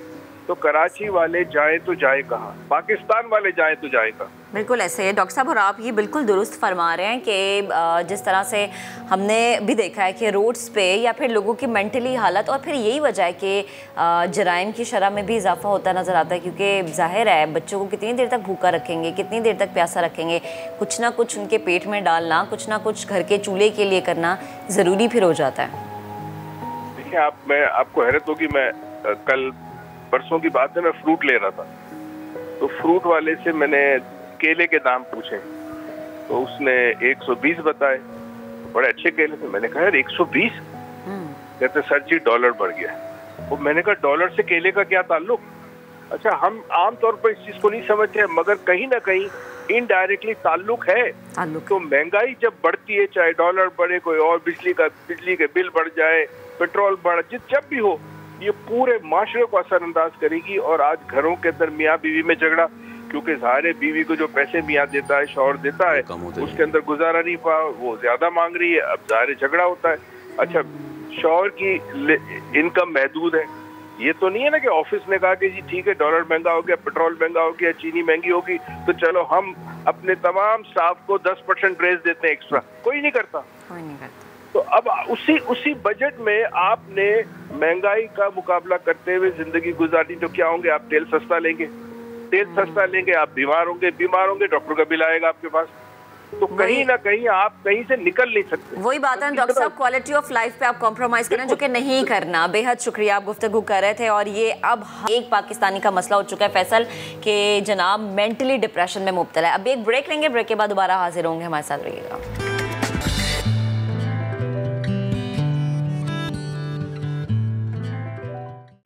अब बात करेंगे शो में हम the comedy king legend Umer Sharif साहब की।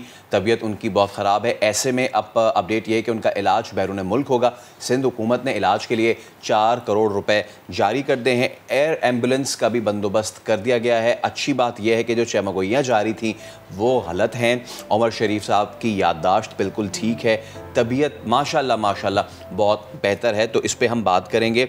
उनके साहबजादे जवाद उमर हमारे साथ मौजूद हैं। जवाद अस्सलाम वालेकुम। सबसे पहले तो हम सब बहुत दुआएं कर रहे हैं, और इस प्लेटफॉर्म से कौम से भी हम यही अपील कर रहे हैं कि वो उमर भाई की लिए दुआ करें। बताइए आप, कैसी तबीयत है उमर भाई की? वालेकुम अस्सलाम, थैंक यू फैसल। उनकी तबीयत जो है अभी वैसी ही है जैसे पहले थी, बेहतर हैं। He is able to travel through air ambulance, लेकिन जब तक वो प्रोसीजर उनको फिक्स नहीं करेंगे तब तक जो है वो उनकी तबीयत में बेहतरी आने, उसके बाद इंशाल्लाह ताला ही इज मच बेटर इंशाल्लाह। और जी। अच्छा जवाद, मेडिकल बोर्ड अभी तक क्या बता रहा है? जी, वो तो कह रहे हैं कि आप अरेंजमेंट्स अब हो जाएं, उसके बाद इंशाल्लाह ताला हम जो है सारी प्रेपरेशंस करके, तो इंशाल्लाह भी हम वहाँ पे, हम बड़े मशहूर हैं डॉक्टर्स कम्युनिटी के, डॉक्टर तारिक शहाब साहब के यहाँ पे सिंध गवर्नमेंट के, जिन्होंने ये सारा अरेंजमेंट कर लिया है। तो हम we are as a family are very thankful to them, और इंशाल्लाह हम उम्मीद करते हैं कि अब्बू बहुत जल्द सेहतयाब होकर वापस आएंगे इंशाल्लाह। और डॉक्टर यही कह रहे हैं कि इनको आप जितनी जल्दी हो सके जितनी वहाँ पे पहुँच जाए और उनका ये ट्रीटमेंट हो जाए उतना ही अच्छा है इस वक्त। बिल्कुल। अच्छा जवाद भाई, क्योंकि आप भी पिछले दिनों काफ़ी मसरूफ़ रहे और अभी भी जाहिर सी बात है आप साहबजादे हैं, तो आपका तो बिल्कुल मैं करना चाहता हूँ कि मैं इस हॉस्पिटल में होता हूँ और मैं बड़ा माजूर था हूँ सारे मीडिया के लोगों से, लेकिन मैं उनकी कॉल नहीं अटेंड कर पाता, मैं बात नहीं कर पाता हूँ, बिकॉज मैं अब्बू के साथ ही रहता हूँ, उनके पास ही होता हूँ, डॉक्टर से बातचीत कर रहा होता हूँ, तो मेरा मैं अटेंड नहीं कर पाता। मेरा फोकस इस वक्त सिर्फ अब्बू हैं और उनकी हेल्थ है, इस वजह से आई एम एक्सट्रीमली सॉरी। और एक बात मैं ऐड ऑन करना चाहता हूँ फैसल भाई, जो जी फरमाइए। जी बोलें, आप करें। जी मैं ये करना चाहता हूँ कि जो इस वक्त पिक्चर्स और वीडियोस अब्बू की वायरल हो रही हैं, हम लोगों को देखकर वो बहुत दुख हुआ है और बहुत तकलीफ हो रही है इस तरह से कि लोगों इस तरह नहीं देखना चाहते उनको। तो प्लीज मेरी गुजारिश है कि जो ये वीडियोस और ये पिक्चर्स वायरल हो रही हैं इसको मत फॉरवर्ड करें, उनको एक अच्छा इमेज में ही दिखाएं, ताकि लोग जो है उनसे बहुत मोहब्बत करते हैं। उन लोगों को काफ़ी दुख है कि इस तरह उनको देखकर, तो मैं रिक्वेस्ट करना चाहता हूँ सिर्फ कि इसको जितना हो सके आप बिल्कुल ये आप उमर भाई का और आपकी फैमिली का कंप्लीट राइट है, और इसको हम भी कोशिश करेंगे और बाकी भी जितने भी जहाँ भी ये चीज़ें चल रही हैं उनसे भी हम 10 गुजारिश करेंगे कि जो फैमिली का राइट है ना उसको फिर आप क्रॉस ना करें। ये मैं बहुत मशहूर हूँ सर मीडिया कम्युनिटी का, मैं डॉक्टर्स कम्युनिटी का, बिजनेस कम्युनिटी, स्पोर्ट्स कम्युनिटी, हर शुबा जिंदगी से ताल्लुक रखने वाले अफराद का शुक्रगुजार हूँ जिन्होंने हमें इस हार्ड टाइम में हमारा साथ दिया, हमारे साथ खड़े में, और इतने कंसर्न्ड हैं अबू की हेल्थ को लेके, और इतनी दुआएं कर रहे हैं उनकी। खाना काबा में भी दुआ हो रही है, मदीना शरीफ में भी हो रही है, पूरी दुनिया में दुआ हो रही है उनके लिए। और मैं बड़ा होपफुल हूँ कि इंशाल्लाह अगर ये ट्रीटमेंट हो जाता है तो वो बहुत बेहतर हो जाएंगे और हमारे दरमियान वैसे ही आके हमें दोबारा से एंटरटेन करेंगे जैसे इंशाल्लाह। और हम सबकी दुआ ये कि जल्द अज जल्द उमर भाई बहुत जल्दी ठीक हो जाएं, अल्लाह पाक उन्हें सेहत दें, हमारे दरमियान में मौजूद हों, फिर से हम उन्हें हंसता बोलता हुआ देखें, इंशाल्लाह ऐसा होगा। अच्छा जवाद, मुझे ये बताएं कि अमेरिका में उनका इलाज कहाँ पर हो रहा है, जो वहाँ पर डॉक्टर्स जिनसे रब्ता हुआ है, डॉक्टर्स के जिन टीम से, प्लीज़ ये सारा हमारे नाज़रीन को बताएगा। जी, डॉक्टर तारिक शहाब साहब जो हैं, मैं उनका बड़ा मशहूर हूँ कि उन्होंने सारी अरेंजमेंट्स वहाँ पर की हैं। He is the one who is looking after all the things in America right now. उनकी जो वाइफ हैं मिस रीमा तारिक शहाब साहिबा, उनके भी हम बड़े शुक्रगुजार हैं कि उन्होंने हमारी सारी अरेंजमेंट्स में हेल्प की हमें। इस वक्त तमाम चीज़ें वहाँ पर रेडी हैं, बस हम लोगों को यहाँ से अप्लाई करना है और इंशाल्लाह ताला विद इन 48 आवर्स जो है वो करके उनको स्टेबल तो वो परफॉर्म कर लेंगे इंशाल्लाह। और जवाद भाई ये भी ज़रूर बता के जाइएगा हमें, अगेन अगर आप बताना चाहें तो लोगों को जानने, क्योंकि लोग ये जानना चाहते हैं कि आखिर हुआ क्या है, किस मरज़ का मुकाबला कर रहे हैं उमर भाई? जी, उनका हार्ट का एक वॉल्व जो है वो लीक हो रहा है, माइट्रल वॉल्व होता है वो लीक हो रहा है उनके हार्ट, और उसको फिक्स करने की जो एक तरीका है वो जो है वो वही है कि उसमें क्लिप लगाकर, वो एक प्रोसीजर है जो यूएस में होता है जिससे वो उसको क्लिप लगाकर फिक्स कर देते हैं। अदरवाइज दूसरा ऑप्शन जो है वो सर्जरी है, open heart surgery, which is at very high risk. तो उस तरफ तो नहीं हम लोग जा रहे हैं, हम ये प्रोसीजर जो है इसको परसू कर रहे हैं। अच्छा, और वो आपसे बातचीत कर रहे हैं, क्योंकि बड़ी चीज़ें ना इस ये, क्योंकि मुझे बतौर एक फ़ैन भी, क्योंकि उमर भाई से जब भी समा का भी बड़ा गहरा ताल्लुक़ रहा, तो जब ये चीज़ें हम देखते हैं ना कि जी उनकी याददाश्त और ये वाली चीज़ें, तो बड़ी तकलीफ होती है। मैं चाहूँगा कि आप इन सब को क्लियर करके जो है वो बताएं। बिल्कुल, मेरे हवाले से बहुत सारी चीज़ें इस वक्त मीडिया पे घूम रही हैं कि मैंने ये बयान दे दिया, मैंने वो बयान दे दिया। ऐसा कोई मेरे हवाले से बयान नहीं इशू हुआ है, ये सब एक मिसअंडरस्टैंडिंग है या मिसकम्युनिकेशन, आई डोंट नो कि क्या है, लेकिन ऐसा कुछ भी नहीं है। कोई उनकी याददाश्त नहीं कोई है, वो उनको एक प्रॉब्लम से वो गुजर रहे हैं, उसमें इंसान डिटोरिएट हो रहा है, उनकी हेल्थ इज सिक, तो वन शुड अंडरस्टैंड दिस। और एक फैमिली की प्राइवेसी होती है, उसको भी जो है वो आप समझना चाहिए। अच्छा, और जवाद भाई एक चीज़ और, यकीनन आपने कहा कि जो उनकी वीडियोस आ रही हैं ना वो नहीं होनी चाहिए, लेकिन उसमें भी अगर हम देखें, यार इतना ग्रेट आदमी है उमर शरीफ जिसका नाम है, उसमें भी उनके चेहरे पे जो मुस्कुराहट है ना हल्की हल्की, वो भी आया है। जी, वो अपनी कौम से बहुत प्यार करते हैं, वो अपने वतन से, उन्होंने इश्क किया पाकिस्तान से। उनकी जितने भी ड्रामाज हैं उसमें आप देखें, हमेशा सोसाइटी के लिए एक सोशल मैसेज है जो कि उन्होंने हमेशा लोगों तक पहुंचाया है, और सोसाइटी के जो मसाइल हैं उनको आगे आगाह किया है लोगों को, और नुमाइंदगी की है लोगों के अवाम की। तो बिल्कुल वो एक पेट्रियाटिक इंसान है, उन्होंने हमें भी लोगों की मदद करना सिखाई है, लोगों के काम आना सिखाया है। सारी जिंदगी उन्होंने मुख्तलिफ NGOs के लिए हमेशा लोगों की हेल्प के लिए वो रहते थे कि मैं हेल्प करूं किसी तरह से भी लोगों की। अब बिल्कुल सरहद पार पाकिस्तान का नाम जिस तरह से उन्होंने रोशन किया है वो भी सबके सामने है। जवाद, बेहद शुक्रिया, हमारे साथ मौजूद थे, गुफ्तगू कर रहे थे। अल्लाह पाक जल्द उमर भाई को सेहत दे, वो हमारे दरमियान मौजूद हों, फिर से मुस्कुराहटें बिखेरने का सिलसिला शुरू, आप उनके कहकहे सुने, उनकी आवाज़ सुने।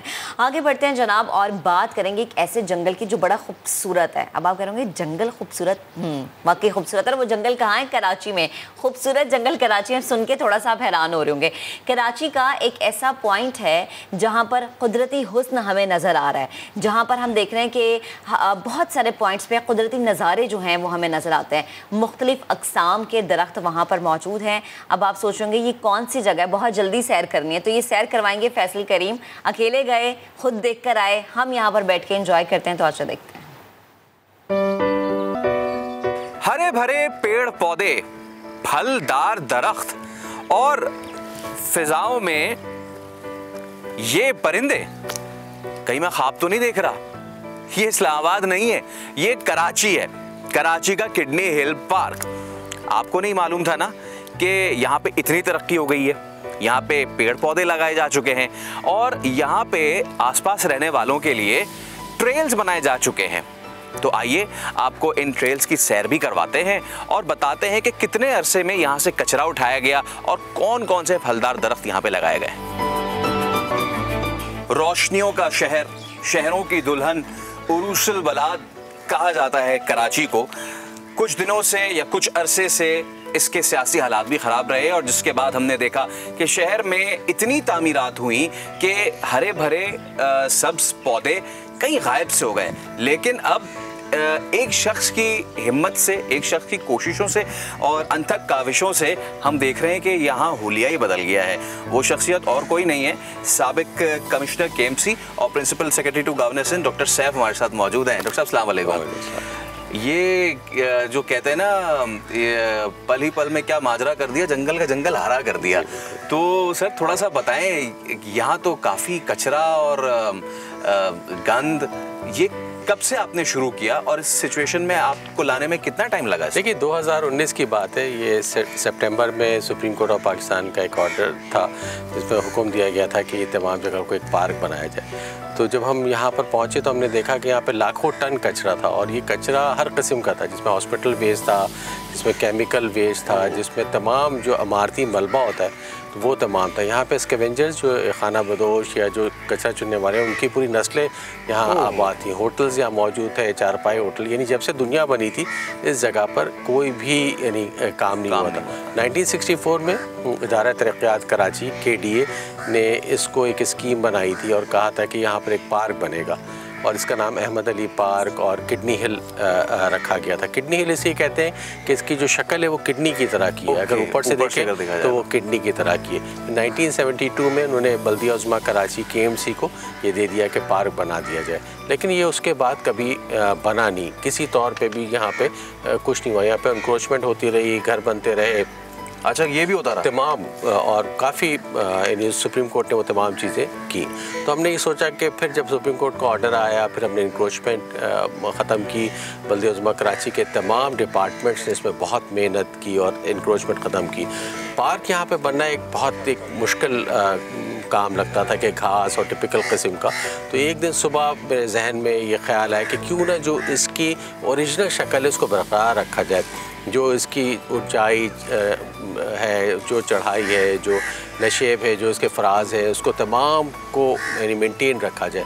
तो वो हमने मेंटेन किया, इसकी टोपोग्राफी की, इस पर हमें मालूम किया कि यहाँ पे कितने दरख्त हैं, कितनी ज़्यादा सीवरेज की लाइन गुजर रही है, कौन कौन सी लाइन है। तो टोपोग्राफिक सर्वे करने के बाद फिर हमने इसके रास्ते बनाए। 2 बड़े हमने ट्रेल्स बनाई, यहाँ धोराजी ट्रेल बनाई और कोकन ट्रेल बनाई जो यहाँ पे, उसके अलावा 12 और ट्रेल्स बनाई जो पाकिस्तान के जो दरख्त हैं, पाकिस्तान की जो झील है, जिधर झील सैफुल मलूक, सुख चैन, राका पोशी ट्रेल, इस तरह की तमाम जो दो बड़ी ट्रेल्स तो आपने कराची की बहुत पुराने जो मशहूर इलाके हैं ना, धोराजी और कोकन, उस पर आपने कर दिए। तो विदाउट वेस्टिंग एनी टाइम हम ज़रा ट्रेल का भी दौरा करें, क्योंकि ट्रेल से तो इस्लामाबाद आता है जहन में, लेकिन आपने जो ट्रेल्स बनाए अब ज़रा देखते हैं। आए, छांगा मांगा हमारे मुल्क में एक मशहूर जंगल है। वैसे तो पाकिस्तान की सियासत में भी काफ़ी मशहूर ये लफ्ज़ है छांगा मांगा की सियासत, लेकिन अब हम चलेंगे छांगा मांगा ट्रेल पे। ये है ट्रेल 5 इस पार्क का। जब भी हम ट्रेल पे चलने की बात करते हैं तो हमें शहर इक़्तिदार इस्लामाबाद का नाम जहन में आता है, लेकिन क्या आपने कभी सोचा था कि कराची शहर में ऐसा पार्क बनाया जाएगा? कराची शहर जिसे कंक्रीट का जंगल कहा जाने लगा था, वहां पे आप, मैं, हम सब मिलके ऐसे पार्क को एंजॉय करेंगे जहां पर हरे भरे सब्जे के बीच में हम ट्रेल पे वॉक कर सकेंगे। यहाँ सिर्फ दरख्त नहीं है बल्कि ये खूबसूरत हम पौधे भी देख रहे हैं। इसके अलावा जो एक आइडिया सबसे जो मुझे ज़बरदस्त लगा वो ये है कि along with the shady trees आपने जी वो फलदार दरख्त भी लगाए हैं। तो वो कहाँ पे लगाए हैं वो ज़रा बताएं। देखिए यहाँ पे 56 मुख्तलिफ अक़साम के प्लांट्स लगे हुए हैं, ट्रीज़ अल्हम्दुलिल्लाह लगे हुए हैं। तो जो कराची शहर के ख़ास फल होते हैं, जैसा लाल बादाम था, जंगल जलेबी थी, पपीता था, चीकू था, यहाँ पे हमने आम तक लगाया, नींबू, ग्रेप फ्रूट, माल्टे, ये सारी चीज़ें, यहाँ तक कि शहतूत भी यहाँ पर हुआ है और इंजीर, फिग, वो भी यहाँ पर हुआ है। तो यहाँ पे लेकिन अब मैं यहाँ पे देख रहा हूँ कि वो जो चिड़ियों की चहचहाहट है और परिंदों की जो एक होती है ना चर्पीनेस, वो मुझे यहाँ पे फील हो रही है। ये आपने बिल्कुल वजह फरमाया। इसमें ना सिर्फ परिंदे बल्कि इनवर्टिब्रेट्स जो कि टिड्डे होते थे, तितलियाँ होती थी, ग्रास हॉपर जो कराची शहर का खासा थी, वो सारे आपको यहाँ पे मौजूद होंगे। और यहाँ पे बहुत हुदहुद तक यहाँ पर है। यहाँ हर किस्म का जो परिंदा है, कोयल बेतहाशा है, छोटी मैना यहाँ पर बहुत है। यानी अगर आप सुबह आएँ तो यानी हर किस्म की यहाँ पे आपको परिंदे मिलेंगे। तो हम जिस ट्रेल पे चलते हुए आए हैं वो धोराजी ट्रेल थी और ये कराची का बड़ा पुराना इलाका है और क्या ही ज़बरदस्त कनेक्शन है कि अब हम धोराजी से चलते चलते सीधा पहुंच गए हैं साउथ पंजाब, लाल सुवाड़ा ट्रेल पे हम पहुंच गए। ठीक है जी, तो आए अब इस पे चलते हैं और अब मैं चाहूँगा कि आप हमें ज़रा वो फलदार दरख्त दिखाएँ। जी मैं बिल्कुल। ये सरसब्ज दरख्त और ये खूबसूरत खुशरंग फूल कराची में अब तो ये सिर्फ घरों की क्यारियों की जीनत बन गए हैं, लेकिन इतने बड़े पैमाने पे कितना वक्त लगा डॉक्टर साहब और क्या क्या मुश्किलात आपको पेश है? मुश्किलात तो बहुत, रिसोर्सेज एक बहुत बड़ा इशू था। बल्दिया उज़्मा कराची में resources, sorry to cut you, आप रिसोर्सेज की बात कर रहे हैं तो बेंचें भी आपने लगाई हुई है ना। अच्छा डॉक्टर साहब, आपने बताया कि जी इतने बड़े पैमाने पे जब आप प्लांटेशन करते हैं तो फिर उसकी काट छाट, उसकी बूदोबाश, तराश खाश भी बड़ी इम्पोर्टेंस रखती है। तो अमला इस वक्त कितना है जो ये सारी देखभाल? 30 के करीब माली हैं, हेड माली हैं, सुपरवाइज़र्स हैं, तमाम चीज़ें ये सब उन्होंने ही किया है। उनकी ही यानी लगन है, उन्हीं की एक तमाम चीज़ें कि 56 यानी अक़साम के दरख्त यहाँ पे लगाए, 1.5 लाख से ज़्यादा दरख्त यहाँ पे लग चुके हैं। यानी आप देखिए जितने भी दरख्त हैं यहाँ पे कोई दरख्त नहीं था, तमाम चीज़ें, ये सारे दरख्त अभी 1.5 से 2 साल में ये सारी चीज़ें हुई हैं। और जैसा कि करंट गवर्नमेंट और प्राइम मिनिस्टर वज़ीर आज़म इमरान खान का भी एक विजन है, बिलियन ट्री सुनामी। यकीनन हमें हमारे शहर को किसी इसी तरह के रेवोल्यूशन की ज़रूरत है और गालिबन ये फर्स्ट स्टेप है टुवर्ड्स द बेटरमेंट। आगे चलते हैं।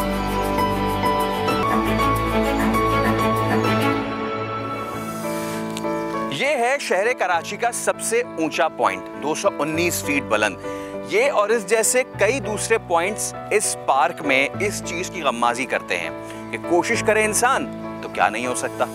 हाँ भाई कराची वालों, हाइकिंग के लिए पता नहीं कहाँ कहाँ जाते हो, ये जगह नजर नहीं आई। ये है आपके शहर का सबसे ऊंचा पॉइंट शहर कराची का, 219 feet above the sea level, और इसको इसकी ऊंचाई के हिसाब से ही नाम दिया गया है जबलुल तारिक। अब देखते हैं कि यहाँ से शहर का कैसा नज़ारा है। क्या ही खूबसूरत तोहफा है कराची वालों के लिए ये 62 एकड़ पर फैला वसीअरीज और सरसब्ज पार्क किडनी हिल। तो डॉक्टर साहब, व्हाट्स नेक्स्ट, अगला आपका क्या मूव है? हम यहाँ की एक तो ट्रेल्स को मज़ीद बेहतर करेंगे ताकि एक वॉकिंग ट्रेल हो। लोग यहाँ पे एक ऐसी, हम बाईसाइकिल के लिए ट्रेल हमारा इरादा है वो बनाने का, और इवन ये कि जो मोटरसाइकिल के शौकीन होते हैं उनके लिए भी एक ट्रेल बनाने का इरादा है। दूसरा ये कि इसको हम रात के वक्त रोशन करना चाहते हैं, तो हमारा लाइट लगाने का प्लान है। उसके बाद बच्चों के लिए कुछ तफरीह के लिए उनके जो सी सॉ है या स्विंग्स हैं वो हमारा प्लान है। और कोई एक झील हम बनाना चाहते हैं यहाँ पर, जिससे कि जो भी आबी परिंदे हैं जो कि माइग्रेट करते हैं, तो यहाँ पर वैसे भी बहुत आ रहे थे, हमने एक झील बनाई थी। ये हमारा मेन प्लान है। जिस तरह इंसानी जिस्म में फेफड़े ऑक्सीजन सप्लाई करते हैं, शहर में इस तरह के पार्क्स ऑक्सीजन सप्लाई करने का काम करते हैं। जरूरत इस अमर की है कि किडनी हिल पार्क्स जैसे मजीद पार्क्स और बागात इस कंक्रीट के जंगल शहर कराची में बनाए जाएं, ताकि यहाँ के वासियों को खुली फिजा मयसर आ सके। कैमरामैन मोहम्मद नईम और मोहम्मद इरफान के साथ सैयद फैसल करीम, किडनी हिल पार्क, कराची। मजा आया ना, किडनी हिल पागी से आगे थक गए? नहीं, बिल्कुल भी नहीं, हम नहीं थके और देखने वाले भी नहीं थके होंगे, रिफ्रेश हो गए होंगे। तो एक ब्रेक ले लेते हैं, ब्रेक के बाद वापस आएंगे, हमारे साथ रहिएगा।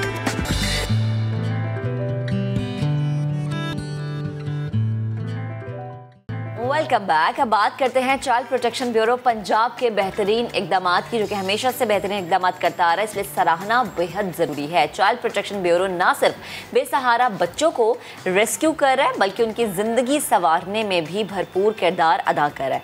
ब्यूरो में मुकीम बच्चों की तालीम के साथ सेहतमंद सरगर्मियाँ जो हैं वो भी फराहम की जा रही हैं। बच्चों के लिए मार्शल आर्ट क्लासेस का भी एहतमाम किया गया है। और मैं कहती हूँ कि देखें, बच्चे एक ऐसे माहौल से निकल के जहाँ पर उन्हें ये सहूलियत नहीं मिलती ना फैसल, वहाँ पे अगर आपको ऐसी सहूलियत मिल जाए तो फिर बच्चे यहीं पे रहना पसंद करेंगे। बिल्कुल। तो इसी पे हम बात करेंगे chairperson child protection bureau Punjab सारा अहमद से। सारा, बहुत शुक्रिया हमसे बात करने के लिए, बहुत ज़बरदस्त काम कर रही हैं आप। ये बताएं कि कितने बच्चे मुकीम हैं यहाँ पे और उनके लिए मज़ीद क्या क्या एक्टिविटीज़ आप लोग ला रहे हैं? जी, बिस्मिल्लाहिर्रहमानिर्रहीम। Thank you. आपने हमारी एफर्ट्स को जो भी किया गया उसको आप इंकरेज करते हैं, इससे हमें बड़ी इंकरेजमेंट मिलती है, हमारा मोरल बूस्ट होता है।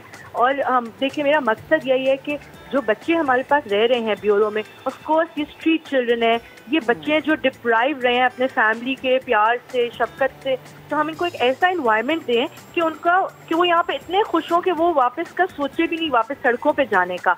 तो just to give them a better life, this is the basic mission. And इसके लिए रिसेंटली मैंने कुछ इनिशिएटिव्स दी अपनी टीम के साथ मिलके, जिसमें जैसे नर्सिंग का कोर्स हो गया लड़कियों के लिए, क्योंकि हमने देखा उस प्रोफेशन में दिस लॉट ऑफ इनकम जो इनको बहुत बेनिफिट कर सकती है बाद में। तो इनको जो बड़ी हमारे पास बच्चियां हैं उनको ये सिखाने की क्लासेस हमने स्टार्ट की हैं। प्रोफेशनल नर्स आती है, इसके अलावा स्पोर्ट्स क्लासेस हर डिस्ट्रिक्ट में हो रही हैं। फिर एक रीसेंट नया इनिशिएटिव जो लिया वो था मार्शल आर्ट और सेल्फ डिफेंस। हम ये लड़कियां और लड़के दोनों को अपने बच्चों को सिखा रहे हैं। तो एक हमारे पास मार्शल आर्ट एक्सपर्ट आते हैं रोज, और वो ये क्लासेस कराते हैं ताकि आपको पता है कि रिसेंट जो वाकयात आ रहे हैं नजर आए हमें, तो ये सेल्फ डिफेंस स्पेशली लड़कियों के लिए सीखना बहुत जरूरी है। बिकॉज जब ये यहाँ से एग्जिट करेंगी तो फिर उनको एक सामना होगा बड़ी मुश्किल जिंदगी का, तो ये बेसिक चीजें उनको आनी चाहिए हैं। अभी हमारे पास ब्यूरो में 1100 बच्चे रहते हैं जो वायलेंस का शिकार रहे हैं, जो ऑर्फन्स हैं, जो स्ट्रीट बेगर्स हैं, डिफरेंट कैटेगरीज, जो लॉस्ट चिल्ड्रन है, तो उनके लिए क्लासेस हो रही हैं। लाहौर में 500 बच्चे हैं और बाकी डिस्ट्रिक्ट में 100, और हम एक्सपैंड करने लगे हैं पूरे पंजाब में चीफ मिनिस्टर की सपोर्ट के साथ। तो इंशाल्लाह हमारे पास बच्चों की तादाद 5000 तक हो जाएगी जब ये एक्सपेंशन कंप्लीट हो जाएगी। तो ये सारी फोकस जो एक्टिविटीज़ का ये इसी के लिए कि बच्चों के बेहतर मुस्तकबिल की तरफ इनको लेके जाया जाए, इनको हुनर सिखाया जाए, ताकि आगे जाके इनको भीख ना मांगनी पड़े, किसी के सामने हाथ ना फैलाना पड़े। जी सही। अच्छा सारा, जब हम बात करते हैं ना चाइल्ड प्रोटेक्शन ब्यूरो पंजाब की, तो हमारे जहनों में वो बड़े अच्छे अच्छे काम आते हैं जो कि शुरू से हमने देखा है कि यहाँ पर बच्चों के लिए किए जाते हैं। लेकिन एक और चीज़ वो ये कि जो बच्चे यहाँ पर आते हैं ना, उनकी ज़रा जब पता चल जाता है कि बच्चे यहाँ पर हैं तो फैमिलीज़ आती हैं और ये लड़ाई झगड़ों तक मामला पहुँच जाते हैं। और ये कोई नई बात नहीं है पंजाब के स्पेशली चाइल्ड प्रोटेक्शन ब्यूरो में ऐसे मामला होना, और यहाँ के मामला ऐसे होते हैं जो कोर्ट तक भी चले जाते हैं। तो अगर हम पुराने थोड़े से हिस्ट्री को देखें तो उस तरह के मामला को रोकने के लिए बच्चों को बाइख्तियार बनाते हैं और फिर वालिदैन कहते हैं कि अब बाइख्तियार बन गए तो अब ज़रा वापस आ जाएं, या फिर वापस लेने के लिए लड़ाइयों तक बात पहुँच जाती है। इस चीज़ को कंट्रोल करने के लिए भी अब कोई इकदाम नए किए गए हैं? जी देखिए, होता ये कि जब हम बच्चे को रेस्क्यू करते हैं ना, स्ट्रीट पे से चाइल्ड बेगर्स होते हैं, तो आपको पता ही है कि ये बेगरी एक ऑर्गेनाइज क्राइम की तरह काम कर रहा है, और ये माँ बाप के लिए जरिया इनकम आमदनी आमदन होते हैं। तो इनको जब हम पकड़ लेते हैं तो ऑफकोर्स अगले दिन ही वो माँ बाप आके शोर शुरू कर देते हैं, कोर्ट में जाते हैं कि हमारे बच्चे को अगवा कर लिया गया, ये वो हमें वापस दो। तो ऑफकोर्स कोर्ट के पास पूरा इख्तियार होता है और वही केस स्टडी करके फिर उनकी वो उसको खारिज कर देते हैं, उनकी एप्लीकेशन को। और फिर बच्चे, अब आपको पता है हमने इतने, हमारी सक्सेस स्टोरी अल्हम्दुलिल्लाह ये कि इतने बच्चे जो हमने रेस्क्यू किए वो खुद कहते हैं कि हमें वापस नहीं जाना अपने माँ बाप के पास, क्योंकि वो हमें सड़कों पे भेज रहे हैं। बिल्कुल ऐसे केसेस भी सामने आए हैं, 2-3 ऐसे मेन केसेस है जिसमें बच्चों का अपना मौक़िफ़ है कि हम वापस अपने वालिदैन के पास जाना नहीं चाहते। जी, क्योंकि उनको यहाँ पढ़ाई, देखिए इनको यहाँ पढ़ाया जा रहा है, इनके पास टीवी है, इनकी कुरान क्लासेस हो रही हैं, स्पोर्ट्स, इनको सब मतलब फैसिलिटीज दे रहे हैं हम, सफाई सुथराई का निज़ाम, मैं खुद देख रही होती हूँ कि वहाँ सब कुछ क्लीनलीनेस हो, हर चीज़। तो इसलिए they don't want to go back. लेकिन आपने सही बात कही कि पेरेंट्स की रेजिस्टेंस सामने आती है, हमारे ऑफिसर्स को फिर अटैक कर देते हैं, वो जो माँ बाप होते हैं चाइल्ड लेबर्स के, तो बड़े इंजरीज उनको फेस करनी पड़ती हैं एंड ऑल दैट। लेकिन ऑफकोर्स कानूनी हमें इख्तियार है, तो हम ये अपना काम कर रहे हैं, आगे भी जारी रखेंगे। है ये चैलेंजिंग और बड़ा इसमें है रिस्की फैक्टर जो आपने मेंशन किया, लेकिन ऑफकोर्स अगर हमने अपने मुआशरे की इस्लाह करनी है तो हमें अपना काम जारी रखना पड़ेगा इसमें। ठीक, बिल्कुल। सारा बेहद शुक्रिया, हमारे साथ आप मौजूद थी, गुफ्तगू कर रही थी और बच्चों के तहफ़्फ़ुज़ के लिए और उनके बेहतर मुस्तकबिल के लिए काम करना इसलिए भी ज़रूरी है फैसल, क्योंकि ये हमारा मुस्तकबिल है, रोशन मुस्तकबिल है हमारा। आज का प्रोग्राम हमारा ख़त्म होता है। कल आपसे मुलाकात करेंगे तो बहुत सी अहम मौज़ूआत पे मज़ीद गुफ्तगू करेंगे। तब तक के लिए अल्लाह। वो लास्ट वाला पैगाम दे देना, मास्क वाला। मास्क प्लीज़ लगा लें, वैक्सीनेशन करवाएं, समाजी फासले का ख्याल रखें। अगर मार्केट्स बंद हैं, 8 बजे बंद हो रही हैं, तो 8 बजे से पहले जाके खरीद लें यार। वो चीज़ उतने की मिलनी है 12 बजे तक जितनी 10 बजे तक, जितनी 8 बजे तक। ख्याल रखें, मास्क लगाएं। अल्लाह।